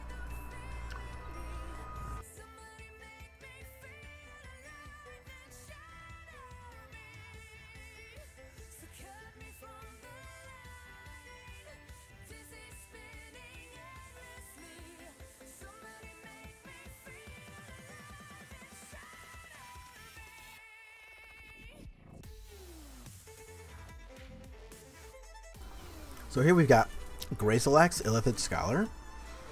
3 mana, 3/2. Whenever a creature you control becomes blocked, you can return it to its owner's hand. But whenever one or more creatures you control deal combat damage to a player, you get to draw a card. It's pretty cool. I like it. Choose your weapon. 2-weapon fighting is double power and toughness until end of turn. Or archery, deal 5 damage to target creature with flying. Sure. See a pair of goblins. You can either charge them to get Trumpet Blast, or befriend them to get 2 tokens. Sure. A Manticore. Ooh.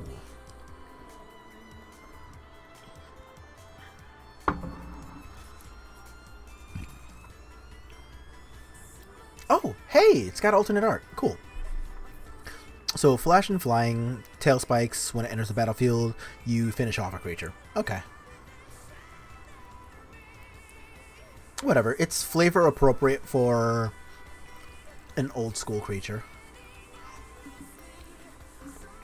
Bull's Strength. +2s until end of turn and untap it. Sure. Insert combat trick here. A gelatinous cube. I think I've seen this. I feel like this was on Discord. I have seen this. Okay. So when this thing enters the battlefield, you exile target non-ooze creature until this thing leaves the battlefield. It's a 4 mana 4/3. You pay X and a black and put target creature with mana value X into its owner's graveyard. Okay.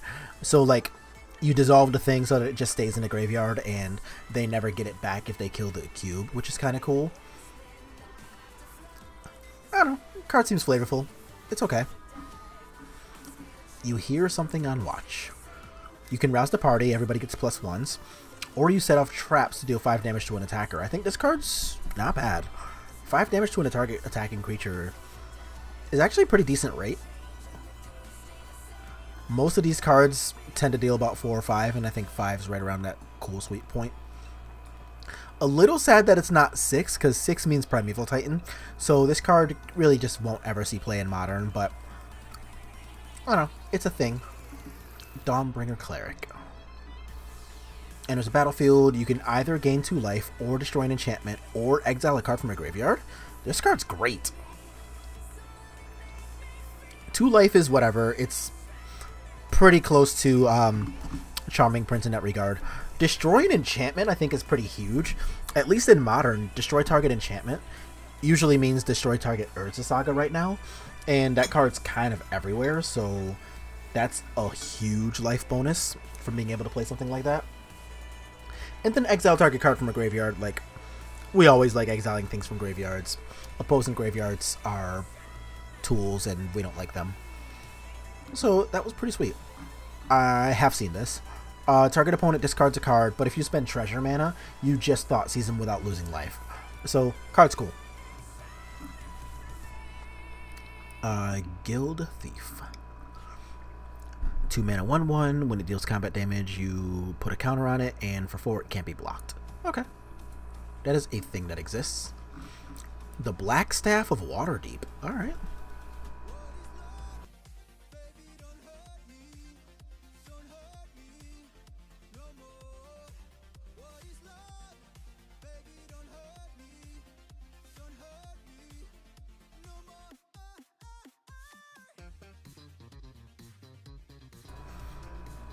So what does this thing do?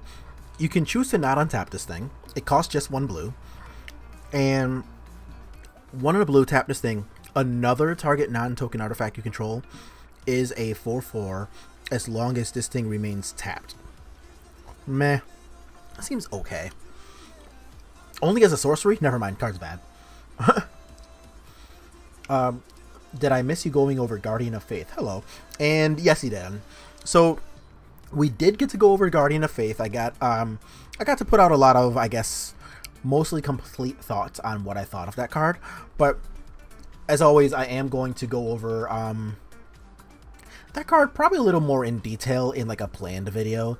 But at least for today, I got to, speak a little bit at length about how I feel about that card. And even if I don't make like a whole planned video for that or for this set, you can always just go back and check the VOD afterwards too. So once that's all done, or rather, once today's stream is done, we'll be able to go back and kind of check that out too, because there were a lot of thoughts on that card. But I think Blackstaff Waterdeep, cute, not actually good. Cave of the Frost Dragon. So this thing becomes a 3/4 flyer, still a land, but it costs 5. That is much worse than the Hydra one. You come to a river. For 2 mana, you can either fight the current and bounce something, or find a crossing. +1/+0 can't be blocked? Sure. Plundering Barbarian. 2 and a red. For a 2/2, you can either destroy an artifact, or you get a treasure token. Sure, why not? This card seems okay. It's like Manic Vandal plus. Circle of Dreams Druid. Oh, Gaia's Cradle. Hi. And it's literally cradling the thing too. Alright, I see what you're doing there. Add a green for each creature you control. Yeah, it's just literally just Gaia's Cradle. But I do enjoy how they made her literally cradle the tree. Did we talk about this already? Because I see all the creatures inside here too. Did we already have this talk? I don't think we had this talk. Not for this card. Because there's like all different animals in this. There's like butterflies and horses and I guess more butterflies. That looks like some kind of cardinal. That's like some kind of like tiny monkey. So she's got like all the different creatures that she can use to add a green for. Yeah, pretty cool. Anybody who is in the market for a Gaia's Cradle effect, this can be an additional one of those. Also important, this thing, she's an elf.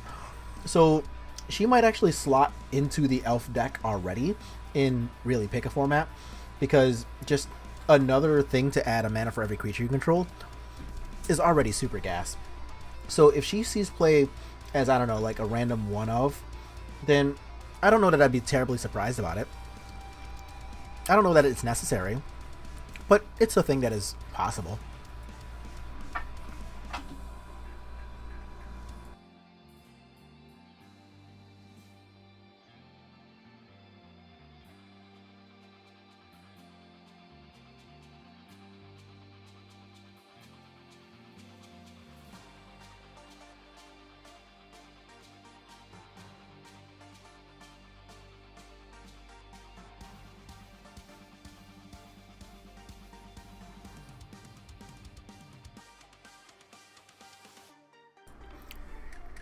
I think this card is a lot better than it's going to get credit for.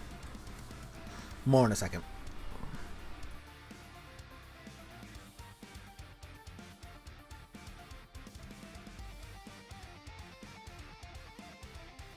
So, you see the guard approach. Oh. How do you feel about the short time span in between set releases? I feel like content creators are in this cycle of content creation based on new sets, while not having prior sets fully explored. It does move pretty fast as far as that's concerned. And to be honest, I'm probably like one of the ones who's like least affected by this, because A, we usually only play like one archetype anyway, so most sets don't affect us as much as it would a lot of other people. But also, like, I could just be playing a lot more Magic than I am.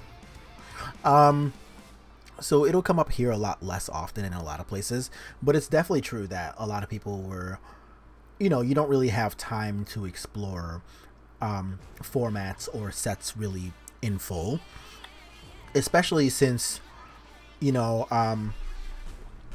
for the really egregious stuff, you don't necessarily get to play with all the cards in time before either they get banned or, excuse me, or the format just moves really quickly and metagames change.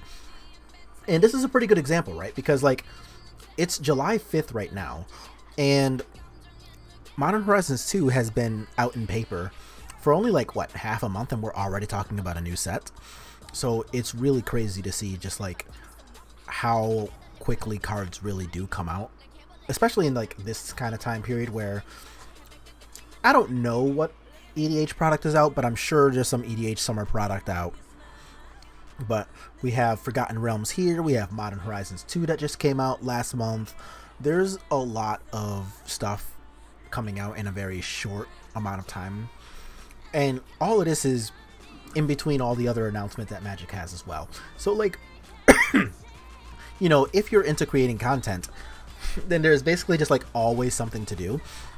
Like, between Wizards of the Coast taking a lot of money out of, 3/4 of the money out of the World Championship prize pool, to two very hype new sets coming out within a month of each other, to a lot of people complaining about the way the rivals leagues and stuff are advertised and are working out.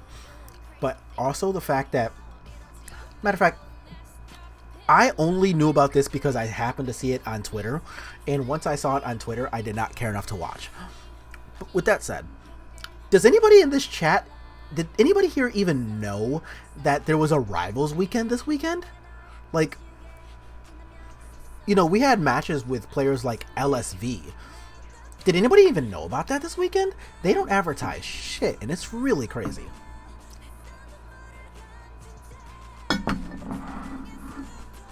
Like, I just find it so wild that you can put all of these monies into so many different, like, marquee players and make all these announcements about having or not having world championships, about disrupting the Pro Tour and basically dismantling that. I don't even know what Rivals is. Makes sense. They do not do a good job of telling people what to expect from tournament level Magic, and it's really crazy to see. Are we going to play some Modern? I'm going to go maybe. Not a Twitter person. I get most of my news like a normal person on Reddit and on Discord. That makes sense. Yeah, I don't look at Reddit basically ever. And I do look at the Spirits Discord. But I'm not active on like any other servers. I'm aware that there's a Discord for basically everything. But other than that, that's about my interaction with it.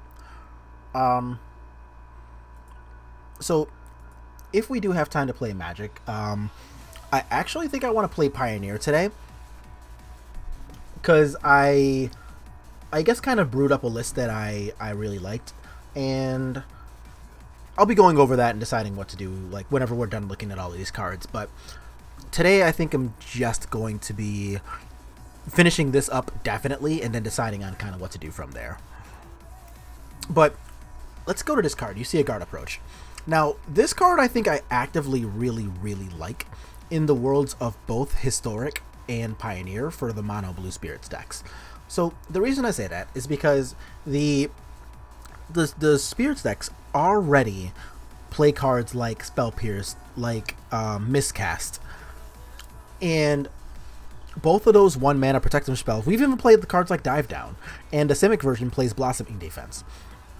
So the hide part of that can really serve the function of all of those cards, where you get a creature hexproof until end of turn, and you can do it for a single blue. So like the historic mono blue deck really can get away with like playing, say, this instead of something like a Spell Pierce. Same kind of goes for the Pioneer mono blue spirits, because you're already using the cards like Miscast, like Spell Pierce, like Dive Down to protect your creatures and give them hexproof, and or at least counter a removal spell. And either way, giving your creature hexproof is the same as countering a removal spell in most instances. Also, this has the upside of being able to like tap a creature, which is a pretty big deal. Like, say in Pioneer, for example, you're playing you're playing mono blue spirits, and your opponent taps out for like a 15/15 Crackling Drake.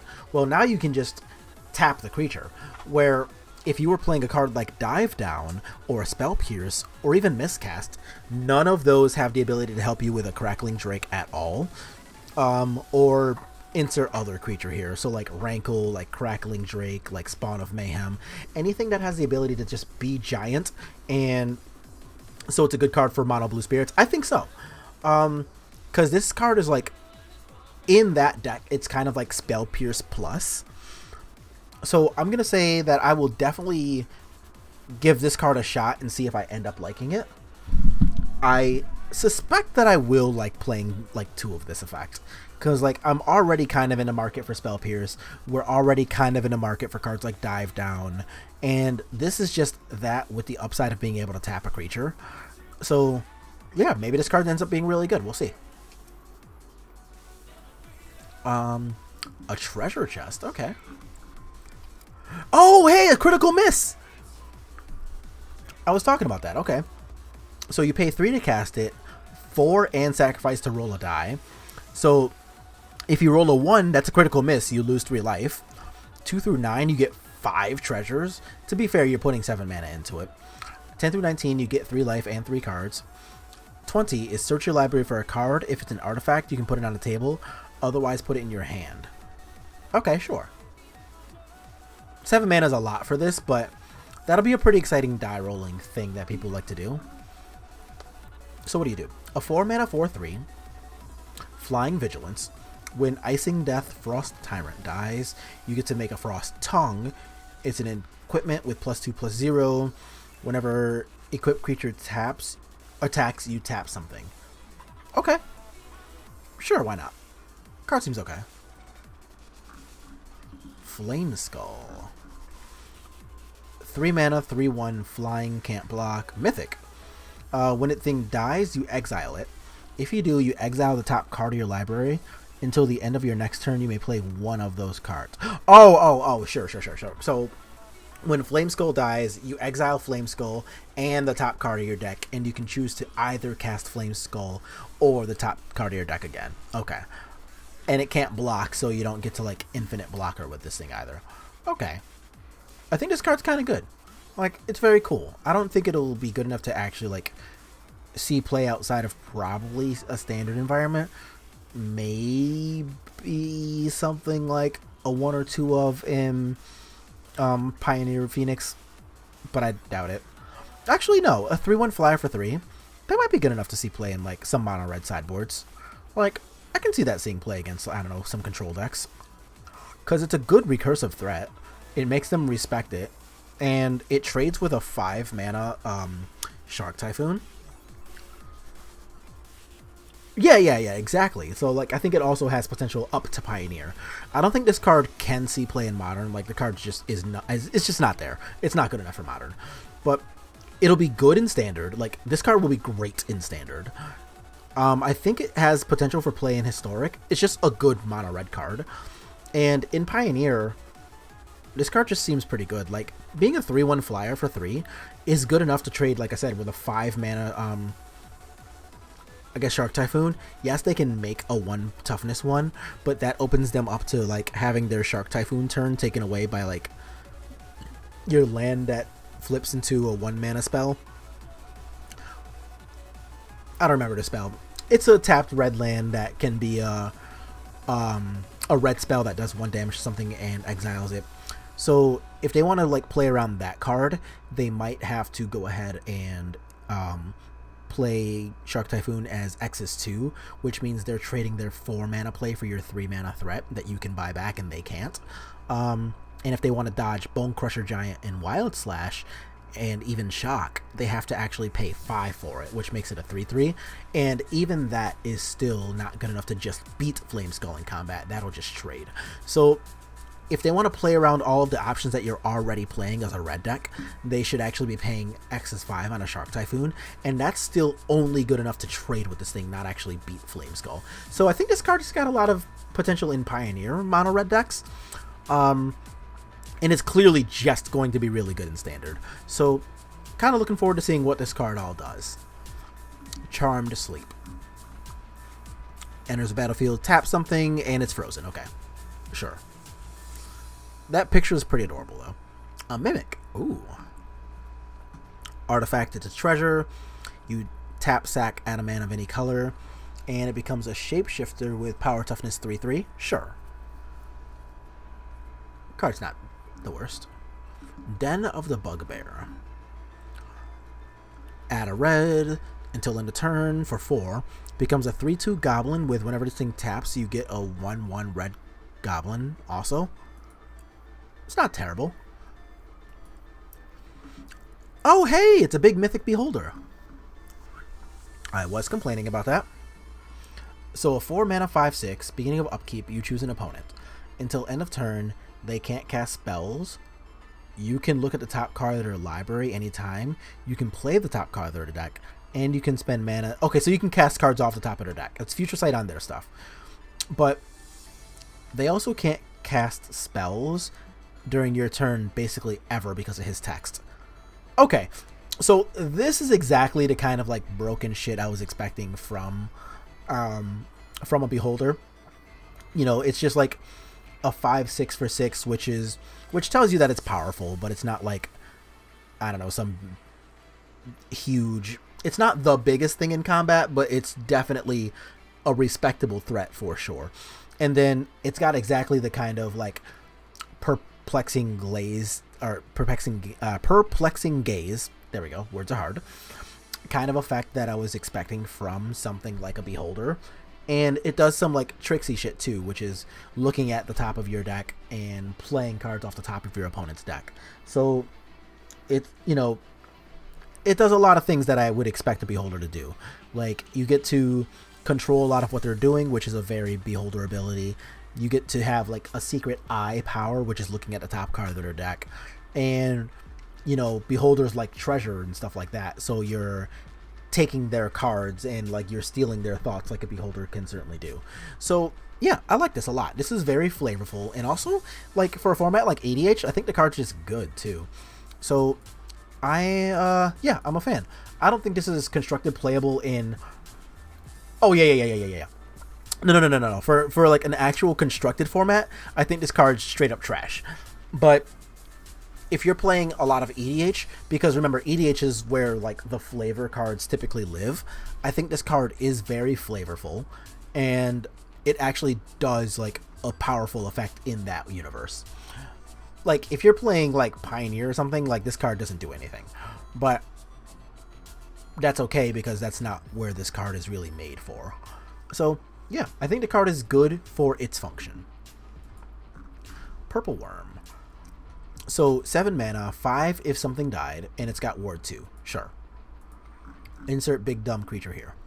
Sphere of Annihilation. Enters the battlefield with X Void counters. Upkeep, exile this thing. Everything less than or equal to number of Void counters, but only creatures of Planeswalkers. And graveyard 2. Okay. This card seems okay.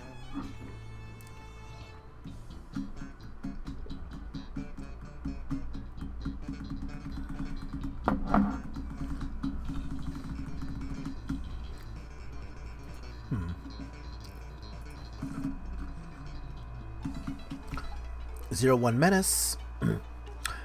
And Pack Tactics, you can put a dragon from your hand tapped and attacking. Sure. Minion of the Mighty. Owlbear.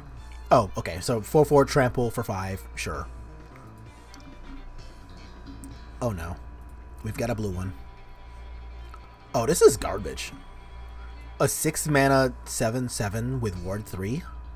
That's not that great. That's like actively pretty bad. So the black one is 3 and a black. You get a. Oh, that's not bad. So a 4 mana becomes a 3/3 with menace, and whenever it attacks, you exile a card from their graveyard. I do like the exiling part. 4 mana is still kind of a lot, though.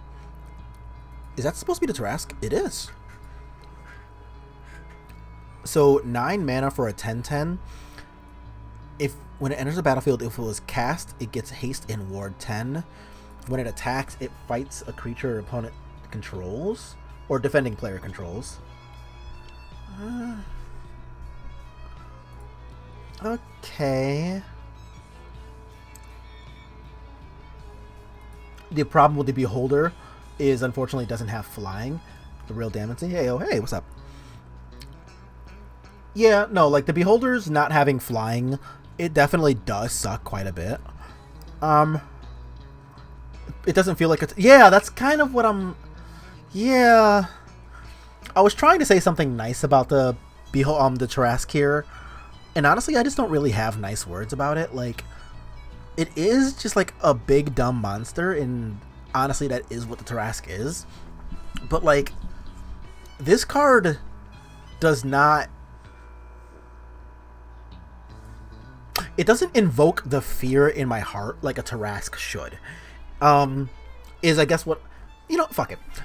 This card is just like nowhere near as good as something that is called the goddamn Tarask should be. So like, anybody who's played D&D, if even when you're like at higher levels, if somebody like mentions the word Tarask to your characters, you're part of your mood is like, shit, man, I don't even want to play this campaign anymore, because like, your characters are going to die to the Tarask. Like, the Tarask in Dungeons and Dragons, it does everything. It is ultra powerful. It is super hard to fight. If you fight a Tarask with your entire high level party who are all equipped with magic items, you are still very likely to die. So I'm actually going to go ahead and look up what the Tarask looks like / does now. And yeah, okay, here we go. So here's what the Tarask looks like / does now. And, to be fair, the artwork is pretty on point. Like, it's really cool looking, right? Like, but that's the only part that is supposed to make sense, because like, they already own all the original art because they're the same company. Like, the people who, Wizards of the Coast, they do both Dungeons and Dragons and Magic. So like, that, yeah, that's what I wanted to say. It doesn't have like the oh shit moment. Exactly. Like, if you see the Tarask, it needs trample, haste, permanent, hexproof, uncounter. It really does though. Like, it sounds ridiculous for anybody who doesn't play D&D to have me say that, why doesn't this card have hexproof? Why doesn't card just have haste? Why can you counterspell the Tarask? But like, that's exactly what the Tarask is in the world of D&D. This thing is fucking terrifying. So hit points 676 HP. For contrast, your regular player starts with like somewhere between 10 on the lower end for magic users, and maybe like 35 on the extremely high end for fighters and barbarians and stuff. Yeah, and Death Touch. It needs everything. Hi, hey, what up, Mercadian Merchant? How you doing? And this card just like, it doesn't reflect all of this scary shit at all. So like, how when you roll your dice to get your generated character, you roll 3d6 and there's your stat. So you can get a maximum of 18. The Tarask has 30. So, like, that's just ultra strong, ultra terrifying. You can do nothing about anything this thing does, at least if it is deciding to attack somebody. In 5th edition, 15 HP is max, and that's only barbarians get it at level 1. Okay, yeah, that makes sense. Like I said, I haven't played any 5th edition. So, like, yeah, 15 HP is the max, and only barbarians get it. And wizards are like 7 or 8 at level 1. Yeah, that makes sense. Like, wizards are about half the HP that barbarians would get. And that at least is true to what I remember, too. So that makes a lot of sense, too.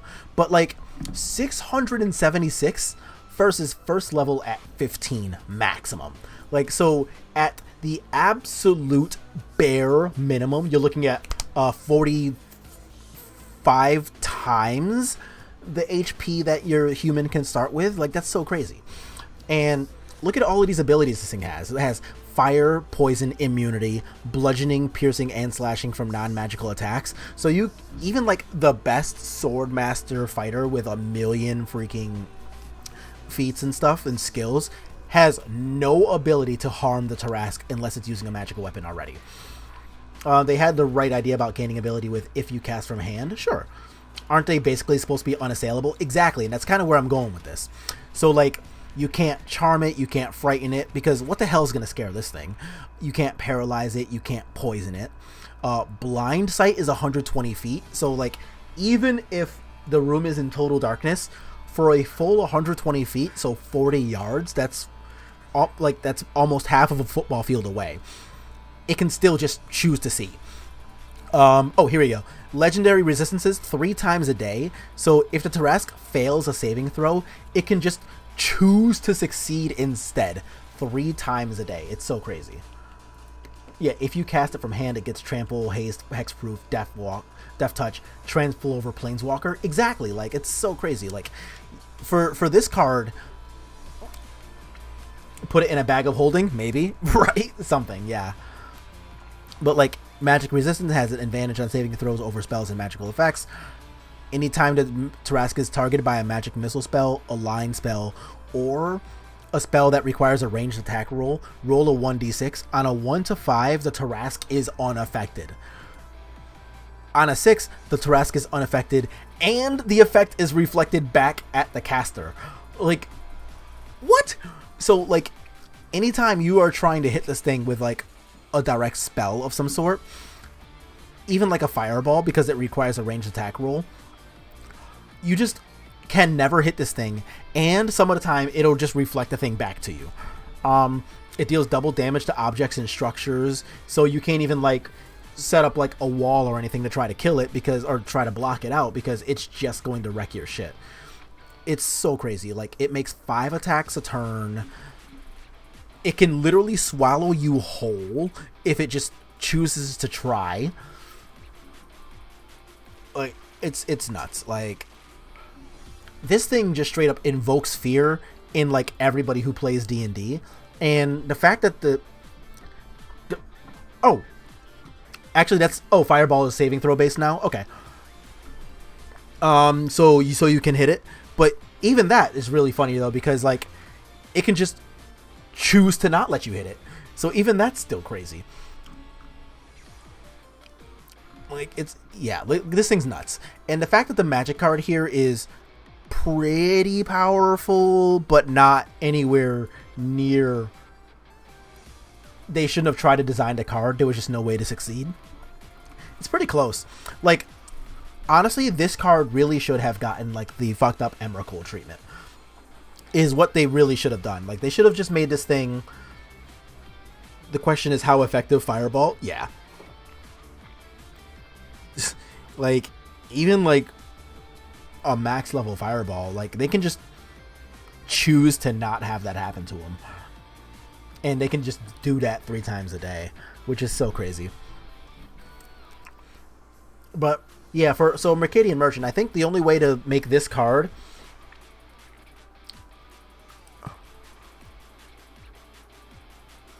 also, I'm assuming it's worded as Tarrasque enters the battlefield. Oh, so it's not like a triggered ability. Yeah, otherwise you could like put the ward on the stack and then respond to exactly. Yeah.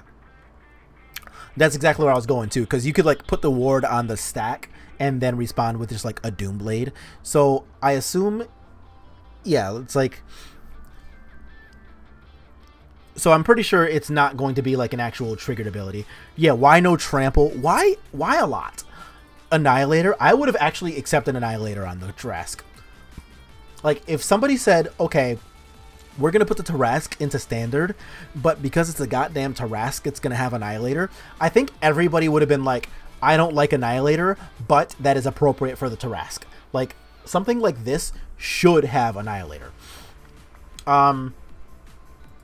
So, oh yeah, you're talking about the triggered ability, yeah. So I'm pretty sure that this card is not going to be a triggered ability. It should just be a, if this card enters the battlefield and was cast from hand, it gains haste and ward 10, because that way it is just that as it enters the battlefield ability, like Meddling Mage, and not a when it enters the battlefield trigger. So I'm pretty sure this thing is not going to be a triggered ability. But even ward 10 is, I still think that is nowhere near as powerful as this card should be. Like, haste in ward 10 is strong. It is really strong, but I don't think that is worthy of this card. I think this card really just needed, like, legitimately, like, 12 more keywords. Like, this card should actually have read, like, if this card would take 10 damage or less, it instead takes 0, and trample, and haste, and ward, and annihilator. And that would have felt a lot more like the Tarrasque, where you're just like, counter any spells, absorb 10, and up the cost to 15. I don't know about 15, only because Emrakul being at 15 mana is like, supposed to be like other planetary, but I think you could have upped the Tarrasque to like 11. And I think that would have been acceptable. If you put like all of what I said on there and then made it annihilate like 2 or 3, I think up to like 11 would have been fine. But like this card really should have been a lot more epic than it is. And I'm not going to go so far as to say that this card pisses me off for being too weak, but it's pretty close. Like, it's really underwhelming. Like, I'm actually kind of sad that they even bothered making the Tarask without making it just like ultra fucking broken like the actual Tarask is. And yes, I am aware that in the world of D&D that there are technically more powerful encounters that you can have than the Tarask, but the Tarask has always in history been one of the biggest, scariest things that your creatures, that your heroes, that your adventurers could ever encounter. And in no universe do your player characters ever actually want to encounter this thing. But like a Demogorgon, you mean just like a generic one, or like specified by name Demogorgon? Or is there a magic card named Demogorgon that I'm forgetting? So I'm gonna go on to Valorous Bard here while I wait for you to tell me what you mean there. So we've got 2 in a red, 2/3, target creature gets +1/+0. Oh, the Demogorgon. Okay, cool, yeah. So, yeah, like the Demogorgon is also something that, like, you know, has just like been canonically really scary. And we will Demogorgons from D&D. So this is the one that we're talking about here. Is just, it's the Demogorgon. It's not like a Demogorgon. And you think Demogorgon will be the same one in Stranger Things? I mean, to be determined, because like obviously Stranger Things Netflix is trying to branch out, and they're doing things like Stranger Things video games and stuff. So like it could very well be true that we end up seeing, like, I don't know, Stranger Things magic cards or something at some point, because like it's only a real matter of time until they announce it to be Universe Beyond. Oh, that's already a thing. I'm not just like, okay, so this is no longer just me with conjecture. It's like an actual thing they said. Okay, cool. But yeah, so this is the Demogorgon, where it's just like, you know, this is what I remember. Oh, I don't remember him looking like a baboon. I remember this picture though. All right, pretty cool. But I guess these do kind of look like baboons. I actually never even thought about them like that. I was just thinking like, oh crap, yikes, you know, because I was a kid then. But yeah, this thing is just like ultra scary. It's really, really, really powerful. I remember it could just like paralyze and kill you, and it was just like super hard to beat. And again, another one of those creatures that, like, if you are going to make it into a magic card, you should probably make the Demogorgon ultra powerful. So we got Trelasara Moondancer. Whenever you gain life, you put a +1 counter on this thing and scry 1. Sure, why not? It's a 2/2 for 2 to start. That's not bad. And we are now in the category of cards that we've already seen. Okay. So, yeah, so I've seen these. So we're going to go ahead and just real quick look at the charisma is a hell of a stat. Facts. If Demogorgon is in Forgotten Realms and it's better than Tarask, we'll know that the strongest stat is popularity. Yeah, because, like, the Tarask really should just, like, if you cast it, like, honestly, like, I'm not even being funny when I say this, but, like,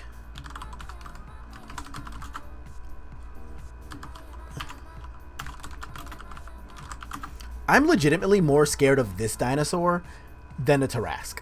And that's a pretty big failure on the part of Magic the Gathering. Like,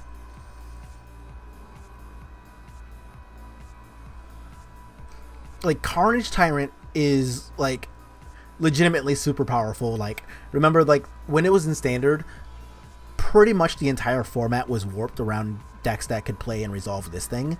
And your entire job when you played with or against anything green was getting your Carnage Tyrant on a table and not letting them have their Carnage Tyrant things. When do spoilers end? I assume they end today's Monday, so probably tomorrow is my guess. Because like we also got just a few spoilers here. We're at 254 of 281. And I think the set is available on Arena in like a day or two. So what? I think Thursday is when the set's available on Arena.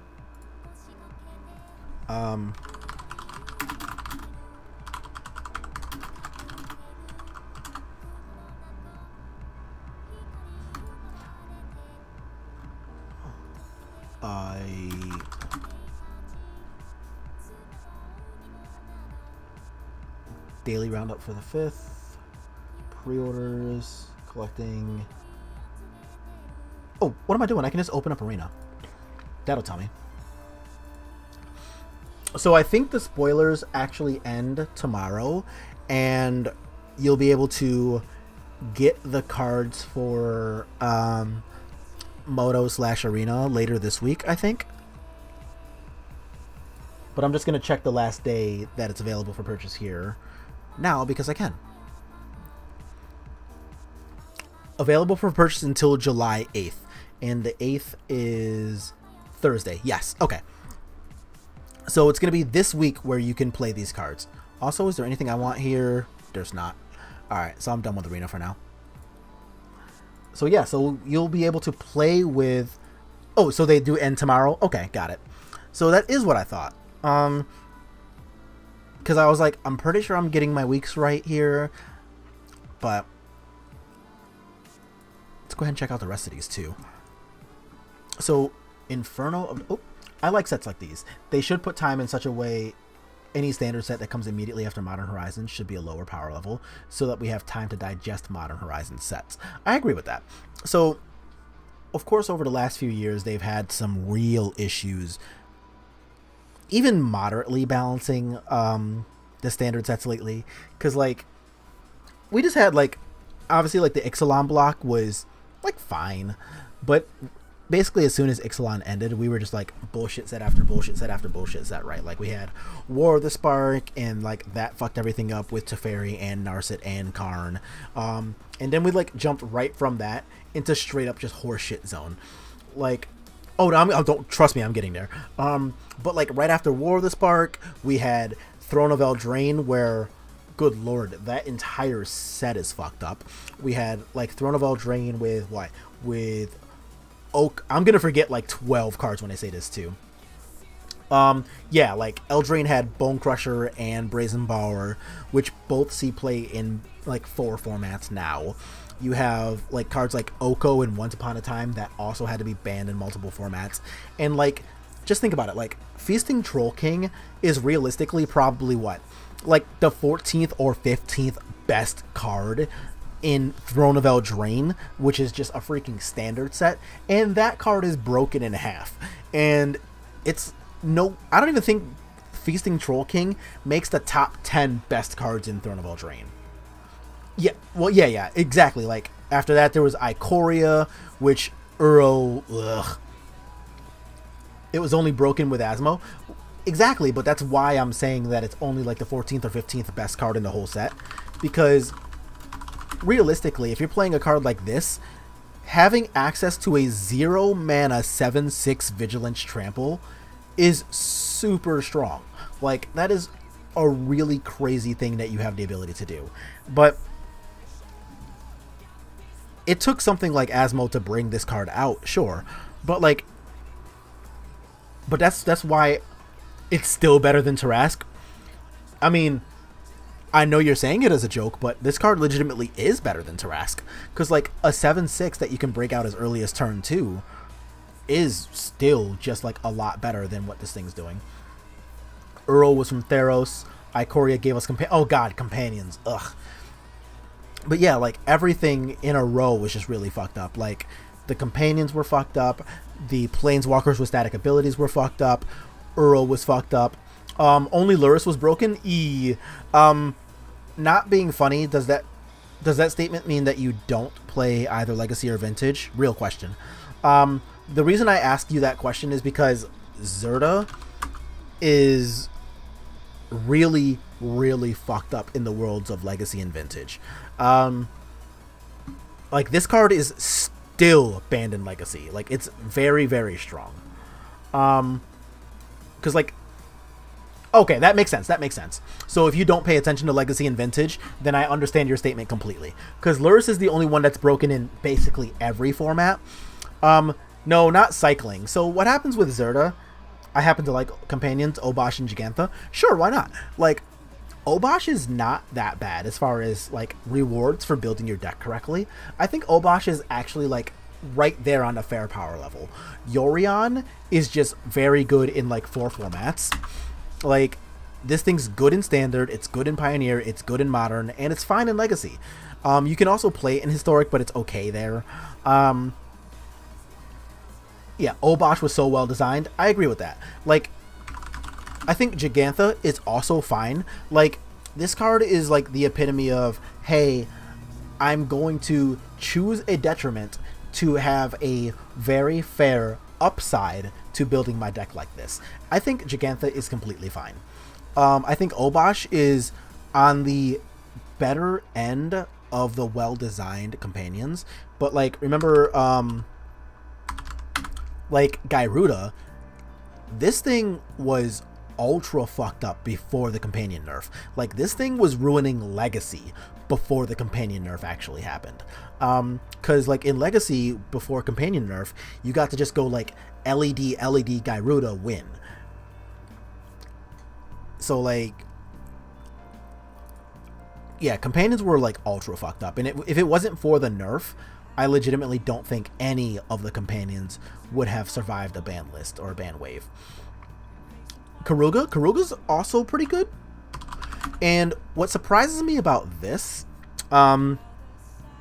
is that there's, like, not something trying to play this somewhere.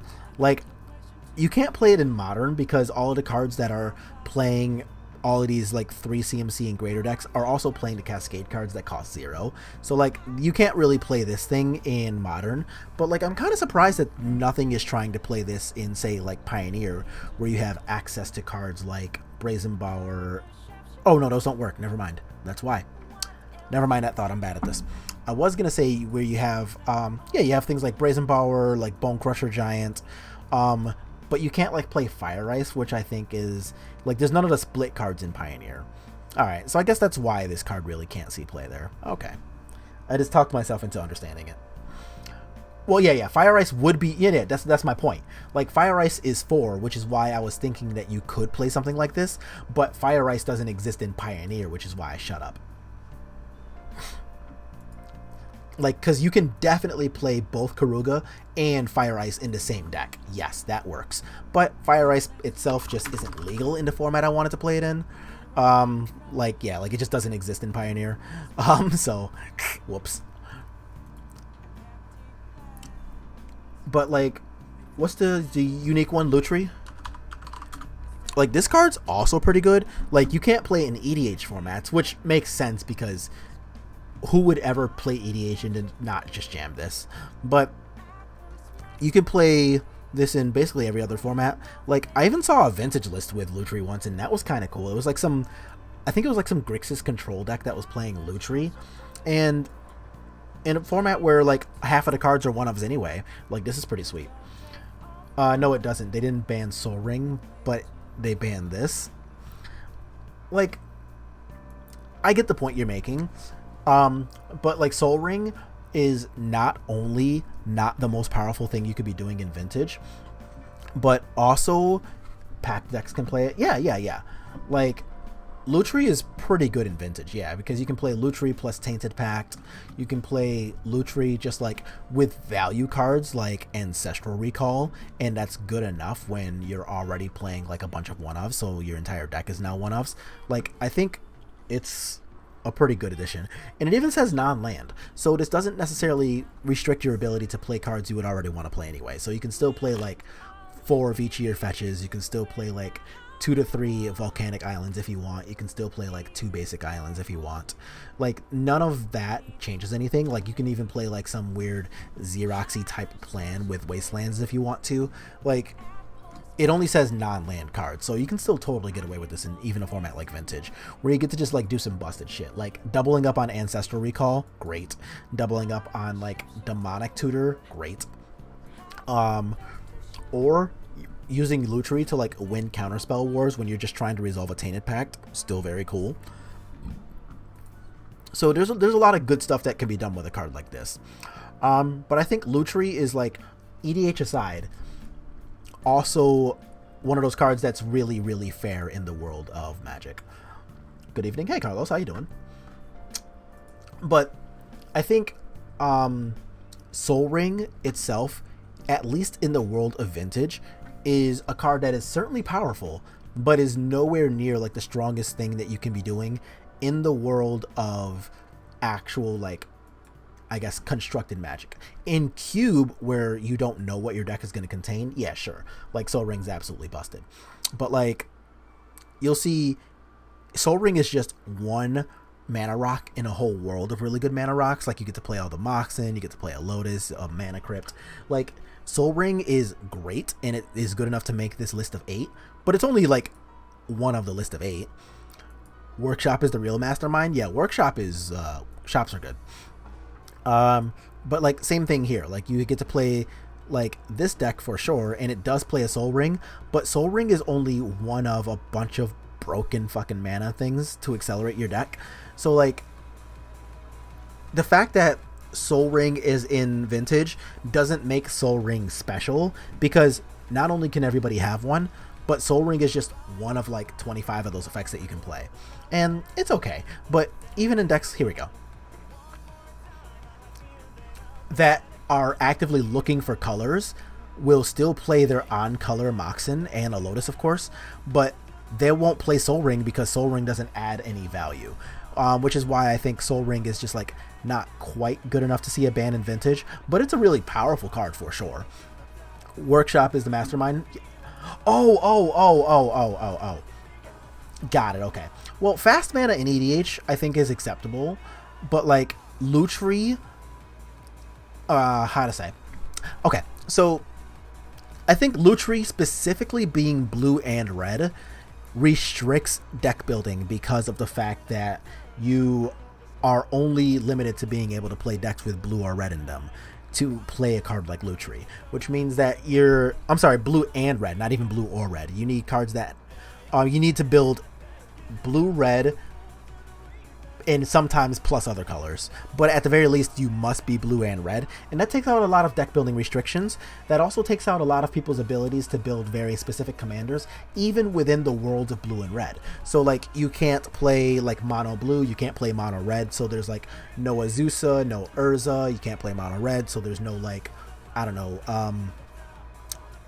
Golos, the bandit that gets equipment.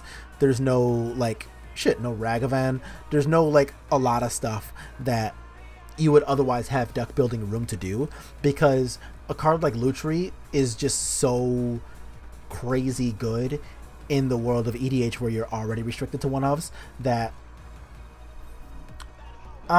there's also the fact that a lot of EDH decks are value engines. Imagine Lutri in a value engine. I mean, I can totally imagine that. Like, but honestly, I'm actually pretty okay with that part of things, because, like, if a card is colorless, then everybody can play it, and that part leads to it being a little more okay. So that's why people are allowed to play with things like Sol Ring, like Mana Crypt, because everybody can play those cards. And sure, if you get one in your opening hand and your opponent doesn't, like, whatever, the person who doesn't generally feels bad, but the cards are in their deck, and the other person could have just as likely done the same thing, you know?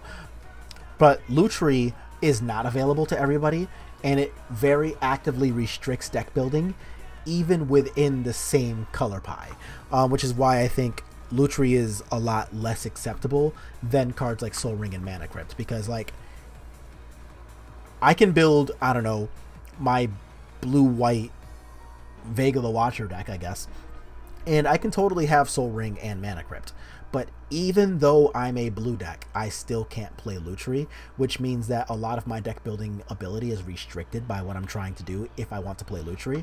And I think that's where people had problems with Lutri specifically existing, because it's always available, so it's great in a value engine, we know that. But it's also ridiculously restrictive, which means that if you want something like that, you're effectively having an 8-card hand every game. And at that point, you would almost never play a general that doesn't just have blue and red in it. But I think that's just too much in the world of deck building, restricting people that hard. So Lutri, of course, got the axe, which I think was actually appropriate for that format. Like, I just don't think that card should have been allowed in the world of EDH, and I actually think I like their decision that they made way back when Ikoria came out, that card would just, like, never see the light of day with EDH. They also didn't really ban it. There's no sideboard, so you can't even play Companion. I thought that was false. I don't know if... because I don't play EDH myself, I don't know whether that's one of those things where, like, you don't play with a sideboard, or whether the official rules say no sideboards. Because if there's no sideboards, a group decision, okay, so that's one of those things that changes where you are. Okay, sure. And yeah, and so because I don't play EDH, I have no input on that, because there's no group decisions for me to make, so I'm just going to shut up on that one. EDH allows Companion? Okay. That does make sense. Alright, so what do we got here? Inferno of the Star Mounts. 6 mana, 6/6, flying haste. Fire breathing. When its power becomes 20, this way, it deals 20 to any target. That's cute. Oh, and it's a dragon too, so like, this thing can be your general. Cool. They should have left it as it is? Are you... what? Are you talking about not allowing companions at all, or what are you talking about?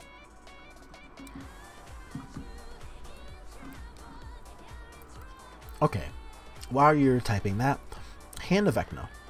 At the beginning of combat on your turn, equip creature or a creature you control named Vecna gets plus X, where X is the number of cards in your hand, and you equip with either 2 mana or by paying a life for each card in your hand. Oh. Before Companion came out, there was no sideboard. Oh, sure. Okay. Yeah, fair enough. I have no input on that. They changed the rule specifically for Companion. Got it. Oh, this seems really good. So this thing enters the battlefield, you draw a card, you lose 2 life. At the beginning of your upkeep, you can pay 2 to repeat that process. This card seems sweet. Mordenkainen? Nice. And not to mention, you can't play Yorion as a companion. Oh, because your deck is fixed. Got it. Actually, that makes sense anyway, because, like, realistically, if you could play Yorion as a companion, Yorion probably would have been banned anyway, because, like, the blink effects is already really insane. So, I don't know. I mean, obviously, you can just play Yorion, like, in your main deck, and that's probably good enough, but, like, I can't imagine Yorion as a companion being allowed, like, in a blue-white deck that already wants to take advantage of blinks in a world of EDH where you're already trying to play, like, ultra-powerful stuff. Alright, so what do we got here? 6 mana. Draw 2 and then put a card from your hand on the bottom of your deck. -2 is create a blue dog with power and toughness are equal to twice the number of cards in your hand. Cool. 10 is change your hand in your library, but you get an emblem with you have no max hand size. Nice. A lot of their decision doesn't follow logic. They say one thing and do something else. That I can agree with. Just play them as a commander. But you can't even do that with Lutri? Yeah, no. Lutri is pretty powerful. Eye of the Beholder. 6 mana, -11s. Sure. Although I really like this picture. This picture is sick.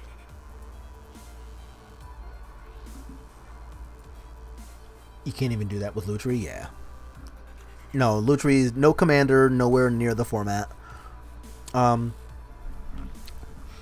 mana, equip 3, but it costs 1 less for every other equipment you have. +3/+3 and ward 1. Oh, this thing seems pretty good. That seems like a really, really sick pick for limited. And we are caught up. Cool. So we have now seen all of the spoilers here. Or at least all the ones that are going to be out for now. So I'm going to kind of get off of that.